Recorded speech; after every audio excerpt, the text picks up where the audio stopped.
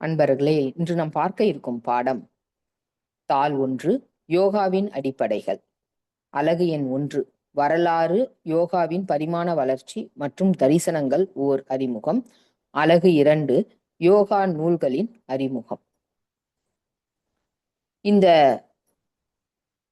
புத்தகத்தை நமக்கு எடுத்து தருவதற்காக, இந்த வகுப்பை நடத்தி தருவதற்காக மாங்காடு மனவளக்கலை மன்ற அறக்கட்டளையில் தன்னை இணைத்துக் கொண்டு தொண்டாற்றி வரும் பேராசிரியர் அருள்நிதி வி.கே. உஷா அம்மா அவர்கள் இணையத்தில் இணைந்திருக்கிறார்கள். அம்மா அவர்களை சென்னை மண்டலம் சார்பாக வருக வருக என்று வரவேற்கிறோம்.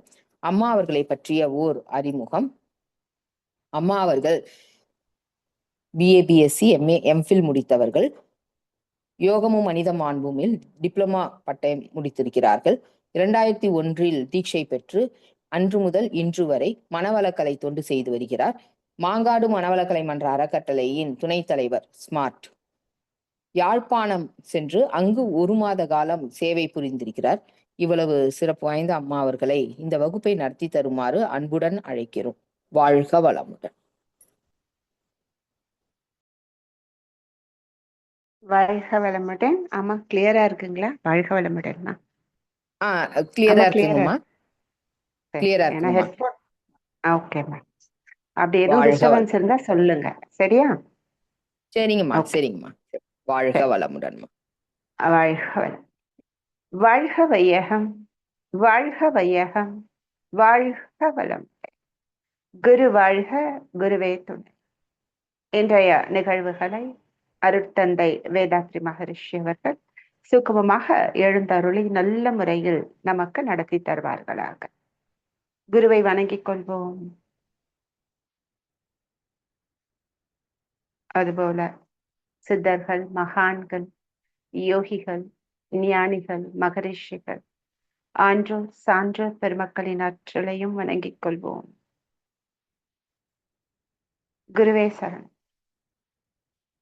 அன்பர்கள் அனைவருக்கும் பணிவான இனிய மாலை வணக்கங்களும் வாழ்த்துக்களும். வாழ்க வளமுடன்.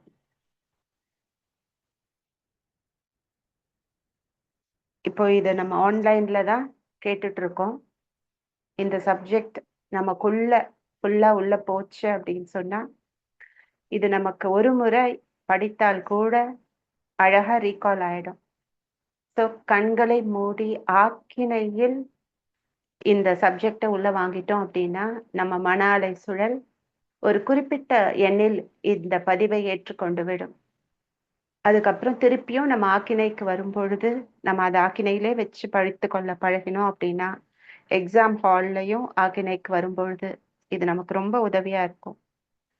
ஸோ இதை முழுமையாக கண்களை மூடி அமைதியாக இதை அப்படியே உள்வாங்கிக்கிட்டீங்க அப்படின்னா நிச்சயமா இது இந்த 2.5 மணி நேரம் நமக்கு உதவியாக இருக்கும். இந்த நல்வாய்ப்பை எமக்கு வழங்கிய இறைமையை வணங்கி, குருவை வணங்கி, உமாமா, பால் கார்த்திகையா இவங்களுக்கு நன்றி பாராட்டி இந்த சப்ஜெக்ட் நம்ம ஸ்டார்ட் பண்ணலாம். யோகம் அப்படின்னா உடற்பயிற்சிகள் அப்படின்னு நினைப்போம், ஆசனாஸ் நினைப்போம். உலகம் முழுவதும் இந்த யோகக்கலை விரிந்து பரவி இருந்தாலும் இது தொடங்கியது அப்படின்னு பார்த்தா இங்கதான் நம்ம நாட்டில இருந்துதான் இது விரிந்து பரவியது அப்படின்னு சொல்லலாம். மனம் விருத்தி அற்ற நிலை அப்படின்றதுதான் யோகம். பதஞ்சலி முனிவர் சொல்றாங்க, எல்லையோடு இருக்கும் உயிர் தன்னை எல்லையற்று விரிவதுதான் யோகம் அப்படின்னு. When a limited being becomes an unlimited being is yoga அப்படின்னு சொல்லுவாங்க. ஒரு குறிப்பிட்ட மனநிலையில நாம நம்மளை எல்லாம் கட்டிக்கிறோம். கோபம், ஆசை, பரபரப்பு, வருத்தம், இப்படி இந்த மனநிலைகளிலிருந்து ஒரு குறிப்பிட்ட ஒரு மனநிலைக்கு செல்வதுதான் யோகம் சொல்லலாம். வெளி சூழ்நிலைகளுக்கெல்லாம் கட்டுப்படாத ஒரு மனநிலைக்கு யோகத்தின் மூலமாக செல்ல முடியும் அப்படின்றதுதான். எத்தனை கோடி மக்கள், எவ்வளவு குணங்கள், பிறப்பிலிருந்து எண்ணம், சொல், செயல், எவ்வளவு எண்ண தாக்கங்கள் இதெல்லாம் நம்ம கிட்ட பதிந்து கொண்டுதான் இருக்கு. இததான் சஞ்சீதம், பிராரப்தம் அப்படின்லாம் சொல்றோம்.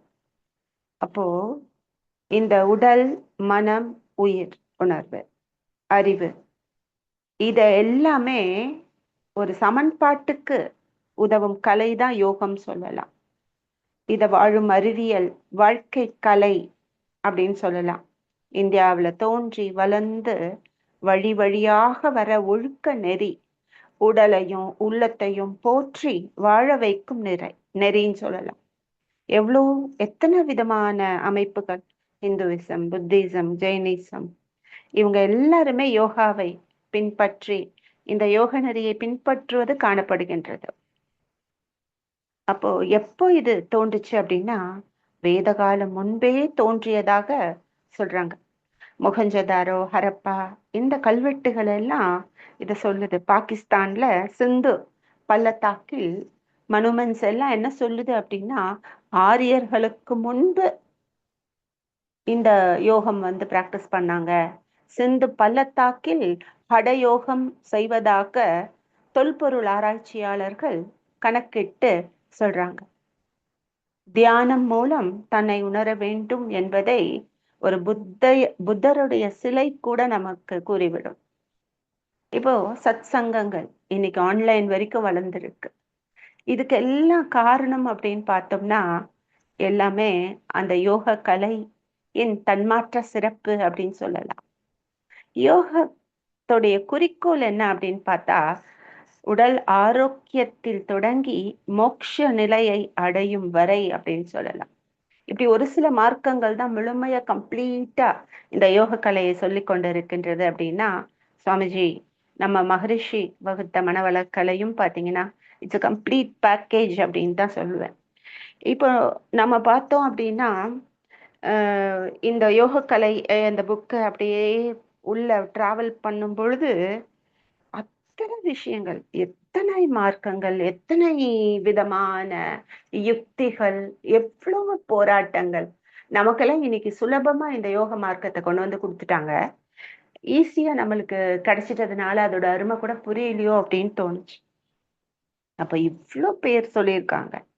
இத ஆக்சுவலா உள்ள டிராவல் பண்ணும் பொழுது இன்ட்ரெஸ்டிங்கா இருந்தது. இன்னும் நம்மளை எந்த அளவுக்கு நம்ம பதப்படுத்தி கொள்ள வேண்டும் அப்படின்றத கூட பாத்தீங்கன்னா இது சொல்லுச்சு அப்படின்னு சொல்லலாம். தத்துவ ஞானிகள், ரிஷிகள், முனிவர்கள், யோகிகளால் யோகம் உருவாகி வளர்ந்து இருக்கின்றது அப்படின்னு சொல்லலாம். இதோடைய தோற்றம் எப்போ அப்படின்னு பார்த்தா இதோடைய காலத்தை கணிச்சு சொல்லவே முடியலங்க. பண்பாடாக பிணைந்து உள்ளது யோகம் சொல்லலாம். மனிதனது சிந்தனை தொடங்கிய போதே யோகாவும் தோன்றிவிட்டது அப்படின்னு சொல்லலாம். நெக்ஸ்ட்மா, அப்ப இந்த யோகம் அப்படின்னாலே யுஜ் அப்படின்ற சமஸ்கிருத வார்த்தையிலிருந்து உருவானது அப்படின்னு சொல்லுவாங்க. ஒரு நுகத்தடி வச்சு ரெட்டை மாட்டு வண்டியில் இருக்கும் மாடுகளை இணைப்பார்களாம். நுகத்தடி அப்படின்ற ஒரு அந்த மரம் எப்படி இருக்குன்னா அவ்வளவு சாஃப்டா ஜென்டலா இருக்கும். அதோடைய கழுத்து எதுவுமே ஆகாத மாதிரி. எதுக்காக அந்த சின்ன நுகத்தடி அப்படின்னு சொன்னா, ரெண்டு மாடுகளும் வேற வேற மாதிரி ஓடாம ஒரே பாதையில போறதுக்காகத்தான். இணைக்குது, ரெண்டு மாடுகளையும் இணைப்பது அப்படின்றது. அதுபோல இணைத்தல், ஒன்றுபடுத்தல் அப்படின்ற பொருள் தான் யோகாவின், அதாவது யோகம் அப்படின்னா எல்லாத்தோடையும் இணையணும். எது செய்தாலும் சரி அதோடு மனம் இணைந்து விட வேண்டும். அப்பதான் பார்த்தோம்னா கம்ப்ளீட்டா அது ஒரு பூரணத்துவத்தை மனம் அடைய முடியும். நாமெல்லாம் யோகிகள் தான். தியானித்து தியானித்து நம்மளால எதுலையுமே ஒன்றுவிட முடியும் அப்படின்றதுதான். அப்போ இந்த பரமாத்மாவிலிருந்து ஜீவாத்மா என்ன ஆகுது அப்படின்னா விலகி நிற்குது. இத இணைக்கிறது தான் யோகம் அப்படின்னு சொல்லலாம். அப்போ இந்த யோகம் அப்படின்றது இந்திய நாகரிகத்துடைய பண்டை வேர்களை கொண்டுள்ளது அப்படின்னு சொல்லலாம். யோகம் இந்திய தத்துவத்தின் பாரம்பரிய அமைப்புகளின் ஒன்றாகும் அப்படின்னு சொல்லலாம். அதாவது இந்த ரிக்வேதத்துல தியானம் மற்றும் சுய ஒழுக்கத்தின் அந்த மேம்பாட்டை நிறைய அதுல சொல்லியிருக்கிறாங்க அப்படின்னு சொல்லலாம். வேதங்களுக்கு முந்திய காலம் அப்படின்னு எடுத்துக்கிட்டோம்னா வேத பாடங்கள், சடங்கு முறைகள், மந்திரங்கள், தியான முறைகள், இந்த ஆன்மீக மரபுகள், இதெல்லாம் பாத்தீங்கன்னா அந்த யோகாவின் சிறப்புகளை நமக்கு மெருகேற்றுவதாக இருக்கின்றது அப்படின்னு சொல்லலாம். 3000 ஆண்டுகளுக்கு மேலாக பழமை வாய்ந்த குழப்பமான புரியாத மந்திரங்களையும் சடங்குகளையும் தன்னகத்தே வைத்துள்ளது யோகம் சொல்லலாம்.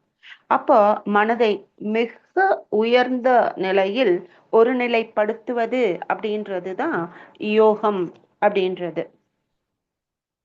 இப்போ கிமு 2500க்கு முன்னாடியிலிருந்தே கிட்டத்தட்ட பாத்தீங்கன்னா இந்த யோகம் இருக்குது அப்படின்னு சொல்லலாம். உபநிடத காலம், உபநிடதங்களின் வேதத்தின் சாரம் அப்படின்னா இந்த யோகத்துடைய விளக்கங்கள் நிறைய சொல்லப்பட்டிருக்கு உபநிடதங்கள்ல. சமாதிக்கான வழிமுறைகள், கதோ உபநிடதம் அப்படின்றது அழகா விளக்குகின்றது. கேனோ உபநிடதம் இருக்கு, ஈஸ்வாசிய உபநிடதம் இருக்கு, ஸ்வேதாஸ்வர உபநிடதம், இதெல்லாம் இருக்கு. இதெல்லாமே யோகத்தை பற்றி நமக்கு சொல்லிக் கொண்டிருக்கின்றது அப்படின்னு சொல்லலாம். அதாவது ஒருவர் தன்னுடைய வாழ்க்கையில என்னெல்லாம் ஒழுக்க முறைகளை கடைபிடிக்கணும் அப்படின்ற இதையெல்லாம் சொல்ற அந்த உள்ளடக்கிய நூல்களை தான் ஸ்மிருதிகள் அப்படின்னு சொல்லுவாங்க. அந்த ஸ்மிருதிகளில் மனுஸ்மிருதி, யக்ன வாக்கிய ஸ்மிருதி, ஹரிதா ஸ்மிருதி, இப்படி 4 வகை ஆசிரமங்கள்ல இது விவரிக்கப்பட்டிருக்கு அப்படின்னு சொல்லலாம். பிரம்மச்சரியம், கிரகஸ்தம், வானப்பிரஸ்தம், சந்நியாசம் அப்படின்னு சொல்லுவாங்க. அந்த பிரம்மச்சரியம் கூட போய் ஆழ்ந்து தியான முறைகளை, வாழ்க்கையின் ஒழுக்கங்களை, கிரகஸ்தத்தில் எப்படி வாழ வேண்டும் என்ற பண்பையும், கிரகஸ்தத்தில் வாழ்வதற்கான அந்த ஆளுமையையும் தரக்கூடியது தான் பிரம்மச்சரியம் அப்படின்றதுதான். எல்லாமே வாழ்க்கையே ஒரு யோகமாகவே கூறியிருக்கின்றார்கள் அப்படின்னு சொல்லலாம். காவிய காலத்துல கிமு 500, கிபி 200 இதுல 3 யோகங்களை பத்தி பகவத்கீதையில சொல்றாங்க. இது என்னன்னா பக்தி யோகம், கர்மயோகம், ஞான யோகம் அப்படின்றது நமக்கு எல்லாம் தெரிஞ்சதுதான். அதாவது பிரம்மத்தில் பிரபஞ்சமே அடங்கி இருக்கின்றது. பிறவி சக்கரத்திலிருந்து விடுதலை பெறுவதே மோட்சம் அப்படின்னு சொல்றாங்க. ஒருத்தருடைய பாதை வெவ்வேறாக இருந்தாலும் எல்லாருடைய அந்த அடிப்படை நோக்கம் எந்த யோகமாக இருக்கட்டும்ங்க, பக்தி, கர்மா, ஞானா, எதுவாக இருந்தாலும் பிரம்மம் அப்படின்றதுதான் இறுதியான உண்மை. அப்போ எல்லாம் இந்த பிரபஞ்சம் எல்லாமே அத்தனையுமே எங்க இருக்கு அப்படின்னா பிரம்மத்துலதான் இருக்கு. அப்போ இந்த உடல் நிரந்தரம் இல்லாதது. அப்போ அந்த உன்னத ஆன்மாதான் பரமாத்மா, எல்லையற்றது அப்படின்ற இந்த உண்மையை சொல்றதுதான் பாத்தீங்கன்னா யோகம் சொல்லலாம். அப்போ பிறவி சக்கரத்திலிருந்தே விடுதலை பெறுவது அப்படின்றதுதான். இப்ப பதஞ்சலி யோகம் அப்படின்ற ஒரு அறிவியல், இது பாத்தீங்கன்னா உடல், மனம், ஆன்மா இந்த இணக்கத்திற்காக சொல்லப்பட்டதுதான். பயிற்சியாளர் என்ன செய்யணும், தன்னுடைய மூச்சையும் உடலையும் பயன்படுத்தி தனி மனிதனாக தனக்குள்ள ஒரு விழிப்பு நிலையை கொண்டு வர்றதுதான் யோகம். இது 8 அங்கங்கள் நமக்கு எல்லாம் தெரியும். இயமம், நியமம், ஆசனம், பிராணாயமா, பிரத்யாகாரா, தாரணை, தியானம், சமாதி அப்படின்னு. இது பதஞ்சலி மகா முனிவரால் கொடுக்கப்பட்டது அட்டாங்க யோகம் அப்படின்னு சொல்லுவாங்க. இத நமக்கு கைவல்யம் ஆகணும் அப்படின்னா அதுக்கான சூத்திரங்களையும் இதுல சொல்லி வச்சிருக்காங்க. அதுக்கப்புறம் பாத்தீங்கன்னா ஹடயோகம் அப்படின்றது, அது இடைக்கால இந்தியாவில் எழுந்த ஒரு யோக மரபு. இந்த தனது அப்படின்ற ஆணவ விழிப்பு நிலையை கடக்க உதவக்கூடியது. விழிப்பு நிலை பெறுவதும் தன்னை உணர்த்துவதற்காகவுமே ஹடயோகா பயிற்சிகள் சொல்லி வந்தாங்க. ரொம்ப எளிதாக செய்ய முடியாது, ரொம்ப டஃபா ப்ராப்பரா ஒரு குரு மூலமாக தான் இதை கத்துக்கொள்ள முடியும் அப்படின்றது தான். உடல் நலம், வலிமை, நோய் தீர்க்கும் முறைகள், இது எல்லாத்தையுமே ஹடயோகம் சொல்றது. இத சுவாமி குவாலயானந்தா அப்படின்றதுதான், அவர் தான் பாத்தீங்கன்னா இந்த ஹடயோக முறைய நவீன அறிவியல் மருத்துவ தொழில்நுட்பத்தோடு இத சிகிச்சை முறையாக கொடுக்குறாங்க. சரிங்களா? இப்ப இந்த ராஜயோகம் அப்படின்றது பாத்தீங்கன்னா 16ஆம் நூற்றாண்டுக்கு பிறகே பயன்படுத்தப்பட்டது அப்படின்னு சொல்லலாம். ராஜயோகம் என்றால் அகத்தவத்தை தான் சொல்றாங்க. பதஞ்சலியின் யோக செந்நெறிய தான் இத ராஜயோகம் சொல்றாங்க. அப்போ மனிதனுடைய பிறவியின் பெருநோக்க மதிப்பை உணர்ந்து அறிவோடைய அந்த நிலையை உணர்ந்து கொண்டு பேரறிவை எய்துவது அப்படின்றதுதான் நோக்கம்.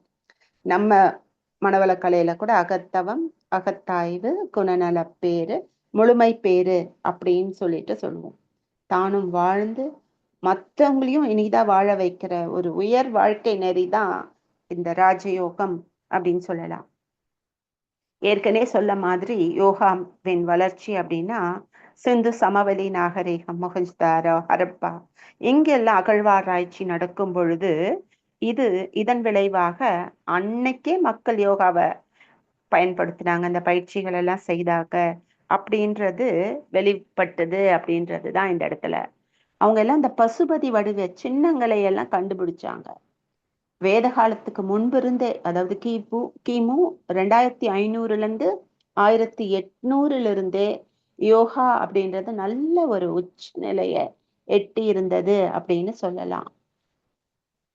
இங்க உடலில் உள்ள ரசாயனங்கள் பல்வேறு மாறுதல்களை பல்சுவை உணவுகள்னால இப்ப எப்படி ஏன் தேவைப்பட்டது அந்த காலத்துல மக்களுக்கு அப்படின்னா, உணவு ருசியை கூட்டி கூட்டி இயற்கையா நம்ம சாப்பிட்டுட்டு இருந்த காலம் போக சுவை கூட்டி அந்த உணவை சமைத்து மனிதன் வாழும் பொழுது என்ன ஆகுது அப்படின்னா, அவனுக்குள்ள சில உடல்ல ரசாயன மாற்றங்கள் எல்லாம் ஏற்பட்டுச்சு.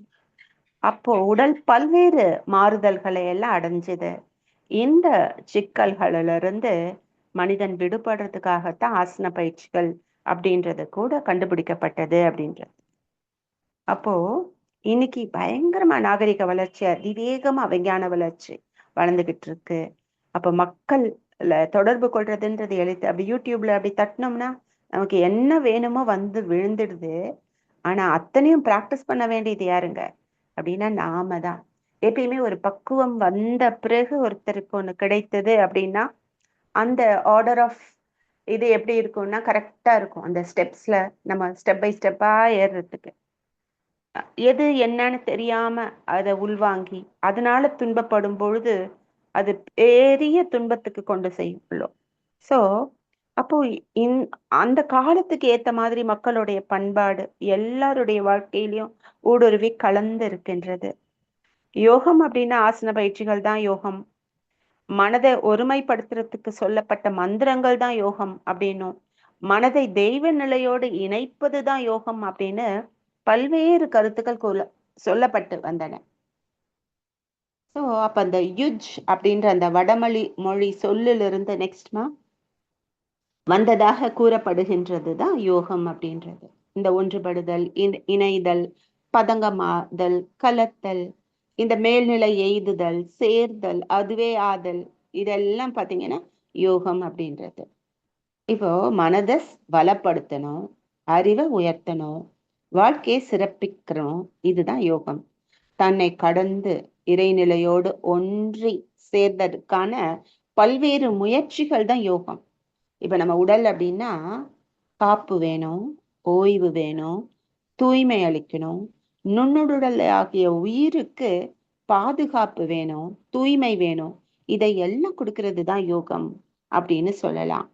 அப்போ அந்த அதிகாரப்பற்று, பொருள் பற்று, இதுல இருந்தெல்லாம் வெளியே வரணும் அப்படின்னா அதுதான் யோகம். அப்போ அப்படியே இருப்போம். இன்னும் கோட்பாடுகள் வரல. சரி, அப்புறமா வந்து பாத்தீங்கன்னா ஞானியரது மார்க்கம் தான் யோகம் அப்படின்னு சொல்லலாம். இறைநிலை தான் அணுவா வந்திருக்கு, பஞ்சபூதங்களா வந்திருக்கு, உலகமா வந்திருக்கு, உயிர்களா வந்திருக்கு அப்படின்றத உணர்ந்து கொள்றதுதான் யோகம். அகமும் புறமும் ஒன்றுதான் அப்படின்ற அந்த விளக்கம், தன்னிலை விளக்கம் கொண்டு அன்பும் கருணையுமாக வாழ்வதுதான் யோகா. இப்போ யோகாவின் வரையறைகள் இப்பதான் மகரிஷி பதஞ்சலி முனிவர் என்ன சொல்றாரு அப்படின்னா, அஷ்டாங்க யோகாவின் தந்தை அவரு பதஞ்சலி அப்படின்ற அந்த யோக சூத்திரத்துல யோகத்திற்கான விளக்கத்தை கொடுத்திருக்கின்றார். யோக சித்த விருத்தி நிரோதா அப்படின்னு சொல்றாங்க. சித்தம் மனம் அது என்ன ஆகும் அப்படின்னா, சித்தம் விரிவடைதல் அப்படின்றதுதான், கட்டுப்படுத்துதல் அப்படின்றது யோகம், அலையும் தன்மையை அடக்க உதவுவதுதான் யோகம் அப்படின்னு சொல்றாங்க. இது பல்வேறு மகான்கள் யோகத்தை பத்தி நிறைய சொல்லியிருக்காங்க. திருமூலர் என்ன சொல்றார் அப்படின்னா, அட்டாங்க யோகத்தை பத்தி சொல்லும் பொழுது இது நல்வினை கிட்டும் 8 வகையான உறுப்புகளாக கருதப்படுகின்றது அப்படின்னு திருமூலர் சொல்றார். வியாச முனிவர் என்ன சொல்றார் அப்படின்னா, ஆளுமை திறனின் ஒருங்கிணைப்பு தான் யோகம் அப்படின்னு சொல்றாரு.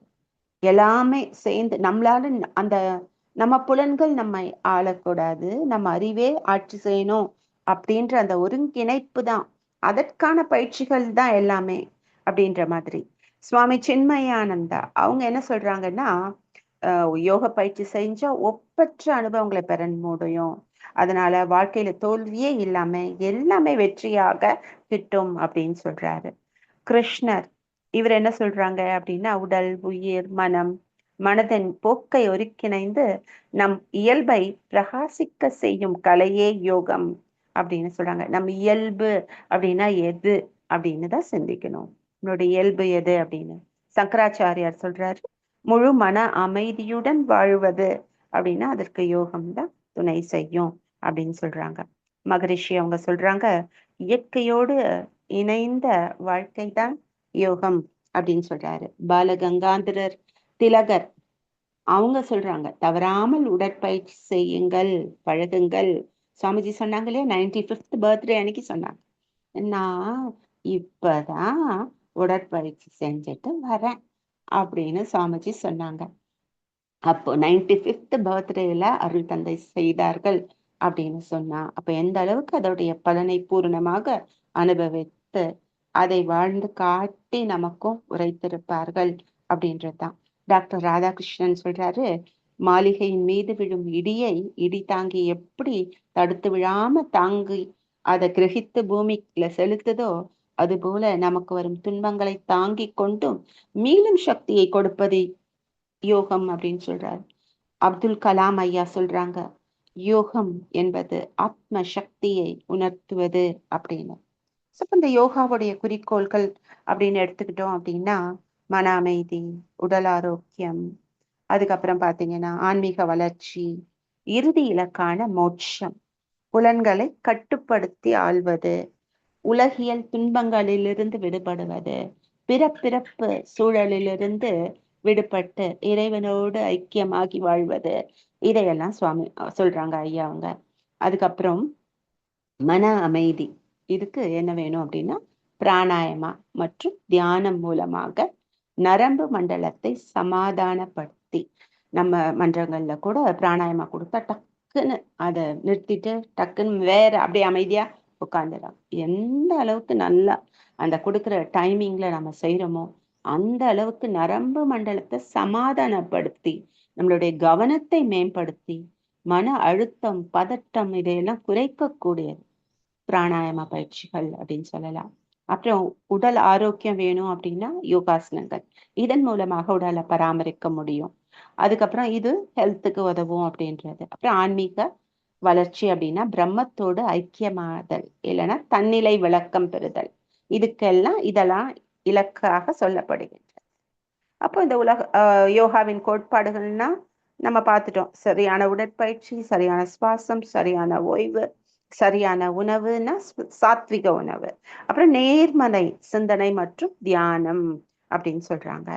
அப்போ இது எல்லாமே இந்த கோட்பாடுகள் உடல் உயிர் மனம் மற்றும் ஆன்மாவை இது என்ன பண்ணும் அப்படின்னா சமநிலையில வச்சு எப்பயுமே நல்லா இருக்க முடியும் அப்படின்றதுதான். அப்போ அதுதான் நம்ம சொல்றாங்க. அப்புறம் யோகா பற்றிய தவறான கருத்துக்கள் இருக்குங்க. இப்ப இந்த யோகா அப்படின்னா வெறும் எக்ஸசைஸ் தான். யோகா அப்படின்னா அது ஒரு மதத்தை சார்ந்தது தான் அப்படின்னு சொல்றாங்க.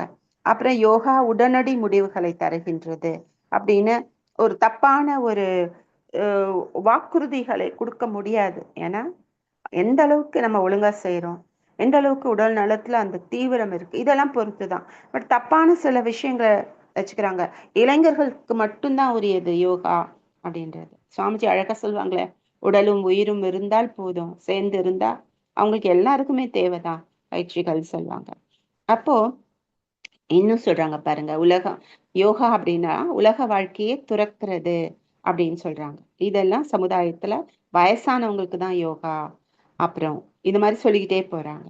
அப்போ இந்த உலக வாழ்க்கையை துறப்பது யோகம் கிடையாது. என்ன சொல்லப்படுகின்றது அப்படின்னா, அறங்களில் சிறந்த அறம் எது என்றால் இல்லறம் தான். உண்மையா சொல்லணும், இல்லறத்துக்காக அந்த வாழ்க்கையை அவ்வளோ சிறப்பா வாழ்றதுக்கு தாங்க எல்லாமே. எங்க வெற்றி வேணும் அப்படின்னா குடும்பத்துல வேணும். அந்த குடும்ப வெற்றி தான் எல்லா விதமான வெற்றியையும் கொண்டு தரும் ஒரு தனி மனிதன். அப்ப அந்த குடும்பத்தோடு அத்தகைய ஒரு அன்பும் இணக்கமும் வேணும் அப்படின்றது. சரிங்களா? அதுக்கப்புறம் பாத்தீங்கன்னா யோகா உடல் மற்றும் ஆன்மாவை ஒருங்கிணைக்கின்றது அப்படின்னு சொல்றாங்க. யோகாவிற்கு நிறைய பயிற்சிகள் எல்லாம் தேவைன்னு. சரி, இப்ப புருஷார்த்த சதுஷ்டயம் அப்படின்னு 4 புருஷார்த்தங்கள் அப்படின்றது சொல்லப்படுகின்றது. அதாவது என்ன அப்படின்னா குறிக்கோள்கள். இந்த 4 குறிக்கோள்கள் அவசியம் அப்படின்னு. என்ன அப்படின்னா தர்மம், அர்த்த, காமம், மோட்சம் அப்படின்றதுதான். தர்மம் அப்படின்னா உண்மைங்க, வாழ்க்கையில உண்மையான நோக்கமாக வாழ்வது, அதை நோக்கி வாழ்வது. அர்த்த அப்படின்னா செல்வம், தொழில், செழிப்பு மற்றும் நிதி பாதுகாப்பு அப்படின்னு சொல்றாங்க. வாழ்க்கையை வாழ்றதுக்கு பொருள் வசதி வேணும், அது சம்பாதிக்கத்தான் வேணும். அது எல்லாத்தையும் விட்டுட்டு ஓடுறது இல்லைங்க அகெயின் யோகம் அப்படின்னு. அடுத்தது காமம், இன்பம், அன்பு, நெருக்கம், பாசம் மற்றும் இசை அல்லது கலைகள் அப்படின்றது. அப்போ இதெல்லாம் பாத்தீங்கன்னா காமம் அப்படின்னு சொல்றாங்க. அடுத்தது மோட்சம். மோட்சம் என்பது எப்பொழுதுமே இறுதி இலக்கு, சுய உணர்தல் மற்றும் மறுபிறவி சுழற்சியிலிருந்து விடுதலை அப்படின்னு சொல்றது. ஸோ ஒரு தனிநபராக இருந்தால் இந்த அர்த்த, காம மற்றும் தர்மத்தை வெற்றிகரமையா அடையும் பொழுதுதான் அவங்களுக்கு மோட்சம் கிடைக்கும் அப்படின்றது. சரி, இந்த ராமாயணம், மகாபாரதம் போன்ற நூல்கள்ல இந்த 4 புருஷார்த்தங்களையும் ஒருங்கிணைந்து சொல்றாங்க அப்படின்றதுதான். இந்திய தத்துவ தரிசனங்களின் கண்ணோட்டம். இப்போ பல்வேறு காலகட்டங்கள்ல நிறைய முனிவர்கள், ரிஷிகள், ஞானிகள் இந்த மாதிரி எல்லாம் அவங்க எல்லாம் வாழ்றாங்க. இவங்க எல்லாமே ஆன்ம, கடவுள், உலகம், வாழ்க்கை பற்றி ஆராய்ந்து சொன்ன தத்துவங்களை தான் தரிசனங்கள் அப்படின்னு சொல்றோம். சமயங்களை 6 தரிசனங்களாக பிரிக்கின்றார்கள். இந்த தரிசனங்கள் பாத்தீங்கன்னா ஒன்றுக்கொன்று ஒற்றுமையையும் வேற்றுமையையும் கொண்டிருக்கு. ஏனைப்படி மாதிரி மனிதனின் அறிவை உயர்ந்த ஞானத்திற்கு இட்டு செல்றதுதான் இந்த தத்துவ தரிசனங்கள் அப்படின்னு சொல்லலாம். இந்திய தத்துவத்தையே 2 வகையா பிரிக்கலாங்க. வேதத்தை ஏற்கும் தத்துவ முறைகள் ஒன்று, வேதத்தை ஏற்காத தத்துவ முறைகள் ஒன்று. இத ஆத்திகம் அப்படின்னு சொல்லுவாங்க. அது எதெல்லாம் அப்படின்னா நியாயம், வைசேடிகம், சாங்கியம், யோகம், மீமாம்சை, வேதாந்தம். இது ஆறுமே பாத்தீங்கன்னா தத்துவத்தை ஏற்கும் தத்துவ முறைகள். வேதாந்தத்தை ஏற்காத தத்துவ முறைகள் இது நாத்திக பிரிவுகள். இதுல 3 வருகின்றது: உலகாயுதம், சமணம், பௌத்தம் அப்படின்றது. இது முக்கியமான கேள்விங்க. நிச்சயமா எக்ஸாமுக்கு இதுல இருந்து கேள்விகள் வரும். சரி, அப்புறமா பாத்தீங்கன்னா இந்திய தத்துவத்தில் இந்த கடவுள் கோட்பாட்டை ஏற்றுக்கொள்வதை தான் ஆத்திகம், ஏற்றுக்கொள்ளாததுதான் நாத்திகம் அப்படின்னு சொல்றோம். இதுல இந்த நியாயம் அப்படின்னா இம்மதத்தை கௌதமர் தான் நிறுவுறாரு. இப்போ நாம பாக்குற ஒவ்வொரு பொருள், இப்ப வெளியில நம்ம பாக்குறோம், இத காண்ற நம்ம மனதுக்கும் அந்த வெளியில காண்ற பொருள் நம்ம மனசுக்கும் இருக்கிற தொடர்பை விவரிக்கிறது தான் ரொம்ப கஷ்டங்க. அப்போ நாம காண்ற ஒவ்வொரு பொருளும் நம் மனதில் மாத்திரமல்ல, வெளி உலகத்திலையும் உண்மையாவே இருக்குது அப்படின்னு நினைக்கிறவங்கள முக்கியமானவங்க இந்த நியாய மதத்தினர். நியாய மதத்தை நையாயிகம் அப்படின்னு சொல்லுவாங்க. அப்படின்னா என்னன்னா தர்க்கம், இவங்கெல்லாம் தர்க்கவாதிகள் அப்படின்னு சொல்லுவாங்க. இப்போ ஒரு பொருள் நம்ம கண்ணுக்கு தெரியுது அப்படின்றதுனால நாம பார்க்கிறது உண்மை அப்படின்னு நினைக்கிறது தான் பிரத்யட்ச பிரமாணம் அப்படின்னு சொல்றாங்க. இத அடிப்படையா கொண்டதுதான் நையாயிகம். இப்ப கயிறு இருக்கு, இத பாம்புன்னு சட்டுன்னு பாக்குறோம் பாருங்க. அது போல காணல் நீர் சொல்லுவாங்க இதற்கு உதாரணமா. அது மாதிரி என்னன்னா ஒவ்வொன்னுத்தையும் அவங்க என்ன பண்ணுவாங்க அப்படின்னா, ஆஹ் நம்ம எப்பயுமே ஒன்ன பார்ப்போம், அப்புறம் அது இன்னொன்னா நினைப்போம். இதுக்கு இதே மாதிரி வேதத்துல கூறப்பட்டதுனால உலகம் உண்மை அப்படின்னு அவங்க வாதிடல. அவங்க என்ன சொல்றாங்கன்னா, அவங்க என்ன இது சொல்றாங்கன்னா, எதையுமே தர்க்க முறையில தர்க்கம் பண்ணி பேசி அதை கண்களால் காண்பது பொய் அப்படின்னு சொல்லுவாங்கல்ல, அந்த மாதிரி அதை நிலைநாட்ட வேண்டும் அப்படின்னா தர்க்க திறன் வேணும் அப்படின்னு சொல்றாங்க.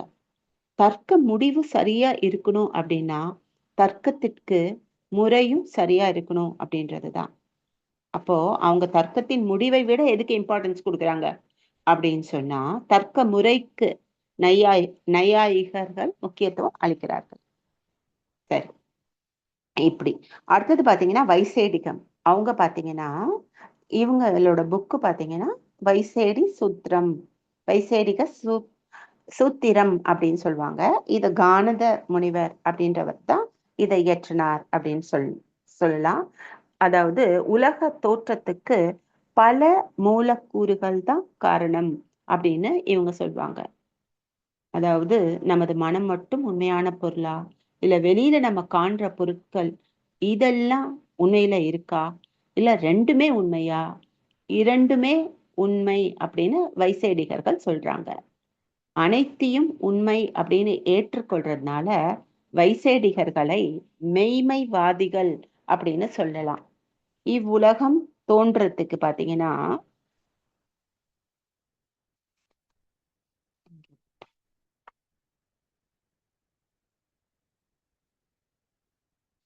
வாழ்கோலம். சோ இப்ப அந்த நியாயம் சொல்லிட்டு கரெக்ட் வைசேகம். அப்போ இந்த உலகம் தோன்றுவதற்கு காரணமான மூலப்பொருள் ஒன்றா பலவா அப்படின்னு பாக்குறாங்க. இவங்க பாத்தீங்கன்னா அவங்களுக்குள்ள இருக்கிற கேள்வி, உலகம் எல்லாமே மனசுக்குள்ள அடங்கிரும் அப்படின்ற அந்த கருத்தை உடையவர்கள் அவர்கள். இவர்களைத்தான் ஒருமைவாதிகள் அப்படின்னு சொல்லுவாங்க. காண்றது எல்லாமே உண்மை அப்படின்னு வாதிடுவார்கள். அப்போ இவர்கள் உலக தோற்றத்திற்கு காரணமான மூலக்கூறு பல அப்படின்னு வாதிடுறாங்க. இந்த கருத்தோடு உடன்படுபவர்களை தான் நையாயிகர்கள் அப்படின்னு சொல்றாங்க. இந்த ஒற்றுமை காரணமா தத்துவ கருத்துக்களையும் சேர்த்து நியாயம் வைசேடிகம், இவங்களுக்கு இந்த இடத்துல ஒற்றுமை இருக்கிறதுனால இதை எப்படி சொல்றாங்க அப்படின்னா நியாய வைசேடிகம் அப்படின்னு சொல்றாங்க. உதாரணமா இப்ப நூல் இருக்குன்னு வச்சுக்கோங்க. இதோட சேர்க்கையில ஆடை அப்படின்னு ஒண்ணு உற்பத்தி ஆகுது. இந்த நூலையே பிரிச்சிட்டோம் அப்படின்னா ஆடை அப்படின்ற பொருள் இருக்குமா அப்படின்னா இருக்காது. அது மாதிரி நூலின் பகுதிகளை பிரிய நூலும் அழிந்து போயிடும். இது எது பகுதியுடையதோ அது அழியும் என்பதுவே விதியாகும். எதெல்லாம் தோன்றுதோ அதெல்லாம் அழியும் அப்படின்றதான் அப்படி சொல்றாங்க அவங்க. பகுதிகளை உடையது நிலையற்றது. சோ பிரிக்க முடியாத பொருள் எதுவோ, பகுதிகள் இல்லாத பொருள் எதுவோ அதற்கு என்றும் அழிவு கிடையாது. பொருள் மெய்ப்பொருள் சொல்லுவாங்க இல்லையா, அதையே இவங்க இந்த மாதிரி சொல்றாங்க. சரி, அப்போ இந்த பகுதிகள் அற்ற அதிநுட்பமான இந்த பொருட்களையே வைசேடிகர்கள் அணுக்கள் அல்லது பரமாணுக்கள் அப்படின்னு சொல்றாங்க. ஸோ இந்த வைசேடிகர் கொள்கையிலையும் இந்த அணுக்கொள்கை முக்கியமானது அப்படின்னு சொல்லலாம். அடுத்தது பாத்தீங்கன்னா சாங்கியம் அப்படின்னா பூரண அறிவு அப்படின்னு பொருள். இதை தோற்றுவித்தவர் கபிலர் முனிவர் தான். மூலப்பொருள் பற்றிய பூரண அறிவை இந்த சாங்கியம் சொல்லுது. இவங்க பாருங்க, மாற்றம் நிலை பெயரு ரெண்டுமே உண்மை அப்படின்னு சொல்றாங்க. மாற்றம் அடையுது அப்படின்னா அது அறிவுள்ள பொருள் ஆகாது அப்படின்னு சொல்றாங்க. அறிவு சொரூபமான பொருள் மாற்றமே அடையாது. மூலப்பொருள் அறிவு மயமானது. இதுக்கு ஒரு பேர் பாருங்க, புருடன், புருஷன் அப்படி கொடுக்குறாங்க. அறிவற்ற அசேதன பொருளை தான் என்ன கொடுக்குறாங்க, பிரகிருதி அப்படின்ற கருத்தை முன்வைக்கிறாங்க. அதுதான் பிரகிருதி அப்படின்னு சொல்றாங்க. அதாவது அவங்க என்ன சொல்றாங்க அப்படின்னா, இந்த மாற்றம் நிலைப்பேறு ரெண்டுமே உண்மைதான் அப்படின்ற அந்த கருத்தையும் சில மதங்கள் ஏற்றுக்கொள்கின்றன. ஸோ இத்தகைய ஒரு மதத்தை தான் சாங்கிய மதம் அப்படின்னு சொல்றாங்க. சரி, அடுத்தது பாத்தீங்கன்னா உபத்ரயங்கள் அப்படின்றது. உபத்ரயங்கள் அப்படின்னா மூவகை துயரங்கள் அப்படின்றது. என்னெல்லாம் அப்படின்னா அத்தியாத்மீகம் அப்படின்னு சொல்றாங்க. எப்படி எல்லாம் துன்பம் வரும் அப்படின்னு பார்த்தோம்னா, நம்மளாலே நமக்கு துன்பம் வரும் நம்மளுடைய செயல்கள்னால. ஸோ இது அத்தியாத்மீகம், அகத்துயரம் அப்படின்னு எடுத்துக்கலாம். அடுத்தது ஆதி பௌதீகம். இது என்ன அப்படின்னா பிற உயிர்கள்னால, விலங்குகள்னால புறத்துன்பம், பிற மனிதர்களால அப்படி வருதெல்லாம் புறத்துன்பம். ஸோ இது ஆதி பௌதீகம் அப்படின்னு சொல்றாங்க. அடுத்தது ஆதி தெய்வீகம். இடி, மின்னல், நிலநடுக்கம், இயற்கை சீற்றங்கள், இயற்கை நேதியினால வரக்கூடிய துயரம், இதையெல்லாம் ஆதி தெய்வீகம் அப்படின்னு சொல்றாங்க. ஸோ இது எல்லாமே பாத்தீங்கன்னா இந்த 3 வகை துயரங்களாக சொல்லப்படுகின்றது. அடுத்தது பாத்தீங்கன்னா சர்க்காரியவாதம் அப்படின்னு என்ன சொல்றாங்கன்னா பருப்பொருளே உண்மை அப்படின்னு சொல்றாங்க. இத காரண காரியவாதம் அப்படின்னு சொல்றாங்க. இது ரொம்ப முக்கியமானது. காரியம் அப்படின்னா நம்மளுக்கு தெரியுங்க, காரண காரியம்னு. காரியம் அப்படின்னா விளைவு. காரணம் என்பது காரியத்திற்குரிய மூலமாகும். இப்ப கரும்பு தான் காரணம் அப்படின்னா சர்க்கரை காரியமாகும். கரும்புல சர்க்கரை அப்படியே மறைந்து இருக்கு. ஸோ காரணக்காரிய உறவினால் ஆன ஒரு பெரும் தொடர் நிகழ்ச்சி தான் பிரபஞ்சம் அப்படின்னு சொல்றாங்க. இந்த இந்த சத்காரியவாதத்துல பிரபஞ்சம் மாயை கிடையாது. பிரபஞ்சத்துக்கு காரணம் இருக்கு. அதனுடைய இயல்பிலிருந்து அது வந்திருக்கு. பிரபஞ்சத்துள்ள ஒவ்வொன்றுத்துக்கும் திட்டவட்டமாக இருப்பு நிலை உள்ளது. ஒவ்வொரு அணுவுக்குள்ளேயும் இருப்பாற்றல் இருக்குதுன்றத இந்த சத்காரியவாதத்துல முன்வைக்கிறாங்க. சரி, இங்க உள்ள ஒவ்வொன்றும் இன்னொன்னா மாறியபடியே இருக்கு அப்படின்னு சொல்றாங்க. அப்போ இந்த பிரபஞ்சம் காரியம் அப்படின்னா இந்த உண்மை இருப்பே சத் என்று சாங்கியம் வாதிடுகின்றது. சோ அதனாலதான் சாங்கியம் சத்காரியவாதம் அப்படின்னு சொல்றாங்க. சரி,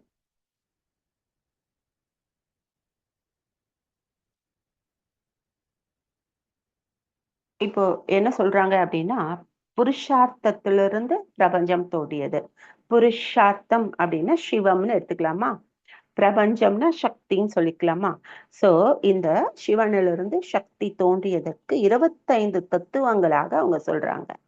அந்த பிரகிருதி அப்படின்றது சடப்பொருள் இல்லையா, அதுல இருந்து பாத்தீங்கன்னா பிரகிருதி, அதுக்கப்புறம் என்ன அப்படின்னா பஞ்ச தன் மாத்திரைகள். ஓகே, இதுல இருந்தே போலாம். பிரகிருதி, மகத்தத்துவம், அகங்காரம், பஞ்ச தன்மாத்திரைகள், பஞ்சபூதங்கள். இதுல பஞ்ச தன்மாத்திரைகள் ஊறு, ஓசை, ஒளி, நாற்றம், சுவை என்பது 5. பஞ்சபூதங்கள் விண், காற்று, நெருப்பு, நீர், நிலம் என்பது 5. அதுக்கப்புறம் பஞ்ச ஞானேந்திரியங்கள் சொல்றாங்க 5. தோல், நாக்கு, மூக்கு, கண், காது. அப்புறம் பஞ்ச கர்மேந்திரியங்கள் சொல்றாங்க. வாய், கை, கால், ஆசனவாய், இதெல்லாம் வந்து பாத்தீங்கன்னா பஞ்ச கர்மேந்திரியங்கள். அப்புறம் மனம், அதுவும் காந்த சக்தி தான் மனமாகவும். அதுக்கப்புறம் பாத்தீங்கன்னா புருஷன் அப்படின்னு சொல்றாங்க. ஸோ பிரகிருதியில் ஆரம்பித்து புருஷனில் முடியணும் அப்படின்னு சொன்னா இதையெல்லாம் தான் இந்த மகா தத்துவமாக விரிந்து இருக்கிறது. பிரபஞ்சம் வந்ததுக்கு இதெல்லாம் தான் காரணம் அப்படின்னு சொல்றாங்க. ஸோ இந்த முக்கியமான 2 தாங்க தெரிஞ்சுக்கணும். புருஷார்த்தம், பிரகிருதி, இது 2 தான் படைப்புக்கு காரணம். புருஷன் ஆத்மா அல்லது ஜீவன் சொல்லலாம். பிரகிருதி அப்படின்றது சடப்பொருள், பஞ்ச பௌதீகங்கள் சொல்றோம் இல்லையா, சடப்பொருள். இது ரெண்டும் ஒன்றோடு ஒன்று தொடர்பு கொள்ளும் பொழுது 23 தத்துவங்கள் இணையுது. அப்படி இணையும் பொழுதுதான் இந்த பிரபஞ்சம் உருவாச்சு. பால் தயிராவது போல இயல்பா இந்த பரிணாமம் நடைபெற்றது அப்படின்னு சாங்கியம் சொல்கின்றது. இந்த பால் தயிராவது போல அப்படின்னா ஒரு சொட்டு தயிரை தானங்க விடுறோம் பால்ல. ஆனா நம்மளை பொறுத்த வரைக்கும் அது ஒண்ணும் நடக்கல. காலையில திறந்து பார்த்தா தயிர் ரெடியா இருக்கு. அது உள்ளுக்குள்ள எவ்வளவு பிரளயம் நடக்கும். அந்த ஒரு அணுவும் அந்த இரவுக்குள்ள அந்த தயிர் அந்த பாலை தயிரா மாத்த எவ்வளவு விஷயங்கள் உள்ள நடக்கணுங்க. அப்போ அது ரொம்ப இயற்கையா நம்ம கண்ணுக்கே தெரியாத, நமக்கு உணர்வுக்கே எட்டாமல் இருக்கே. இது எவ்வளவு ப்ராசஸ் நடந்துரும். அதே போல மெல்ல மெல்ல மெல்ல மெல்ல அந்த சுத்த வெளி பிரபஞ்சமா மலர்றதுக்கு எவ்வளவு காலம், எவ்வளவு விதமான விஷயங்கள்லாம் நடந்திருக்கும் அப்படின்றதுதான். இப்போ யோகம், பதஞ்சலி யோகம் சூத்திரங்கள் 196 சூத்திரங்கள் இருக்கு. பதஞ்சலி இயற்றிய யோக சூத்திரத்தை 4 பாதங்களாக பிரிக்கிறாங்க. சமாதி பாதம் 51 சூத்திரங்கள், சாதனா பாதம் 55, விபூதி பாதம் 56, கைவல்ய பாதம் 34 சூத்திரங்கள். அதாவது ஃபார்முலா அப்படின்னு சொல்லலாம். சமாதி பாதத்துல என்ன 51 சூத்திரங்களை என்ன சொல்றாங்கன்னா, தியானத்தின் மூலம் சமாதி நிலை அடைய முடியும்ன்றதான் சொல்றாங்க. சாதனா பாதத்துல கிரியைகள், ஒழுக்க விதிகளின் மூலமாக இதை அடைய முடியும்னு சொல்றாங்க.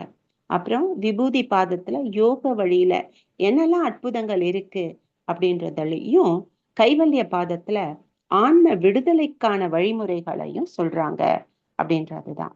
இந்த அஷ்டாங்க யோகம் 8 நமக்கு தெரியும். யமம் அப்படின்னா சமூகத்துல ஒழுக்கம் அப்படின்றதான். பொய், களவு, பேராசை, சிற்றின்ப வழிகள் இதுல இருந்தெல்லாம் மீள்றது.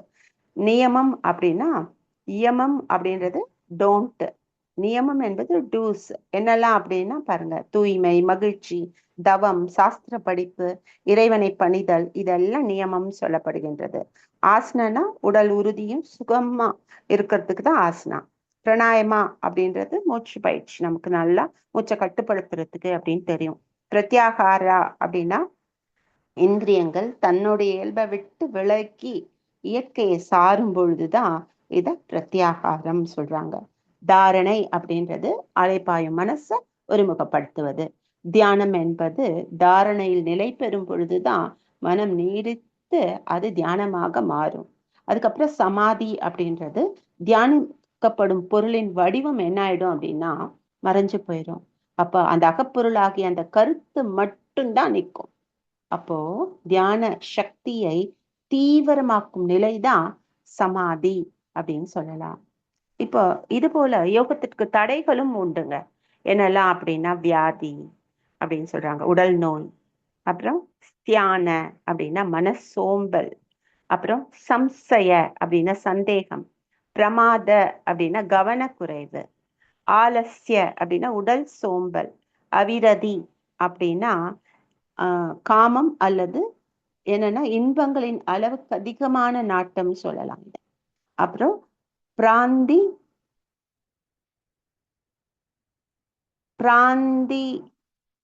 தப்பா இருக்கு, இதுல பிராந்தி ரஸ்ன, இது சம் ஸ்பெல்லிங் மிஸ்டேக் இருக்கு. இது அஞ்ஞானம், மாயை அல்லது குழப்பம் அப்படின்னு சொல்லலாம். அலப்த பூமி கத்வா அப்படின்னா பயிற்சி நிலைகளை அடைய இயலாமை அப்படின்னு சொல்றாங்க. அப்புறம் அனவஸ்திதி தத்வானி அப்படின்னா உறுதியற்ற தன்மை அப்படின்றது. ஸோ இதெல்லாம் பார்த்தீங்கன்னா தடைகள். இது எல்லாமே நம்மக்கிட்டையும் இருக்கும். நிறைய சோம்பல், பயிற்சிகளை செய்யாம இருக்கிறது, தெரிஞ்ச விஷயத்தையும் அதுக்கு மேல கவனம் வைக்காம செதற விடுறது, இப்படி. அப்ப இது எப்படி சரி செய்யறது அப்படின்னும் பொழுது பிராணாயமா, பிரத்யாகாரா, தவம், முறையான பயிற்சி, ஓம் ஜபம், சரணடைதல், அப்புறம் பிராணாயம பயிற்சி. இதுல ஏதாச்சும் ஒண்ணு இடைவிடாம செய்தாலே இந்த தடைகள்லாம் விலகி போயிடும் அப்படின்னு சொல்லப்படுகின்றது. அடுத்தது மீமாம்சை அப்படின்னு பார்க்கலாம். மீமாம்சை அப்படின்னாலே ஆராய்தல் அப்படின்னு நம்ம ஏற்கனவே பார்த்தோம். ஒன்றை பற்றி அந்த உண்மையான நிலை எது அப்படின்றது பத்தி நம்ம ஆராய்ச்சி பண்றது, அறிவை கொண்டு ஆராய்ச்சி பண்ணிக்கிட்டே போறது, இதுதான். அதாவது மீமாம்சை அப்படின்னா வேத மந்திரங்களை விளக்குவது அப்படின்னு சொல்லலாம்.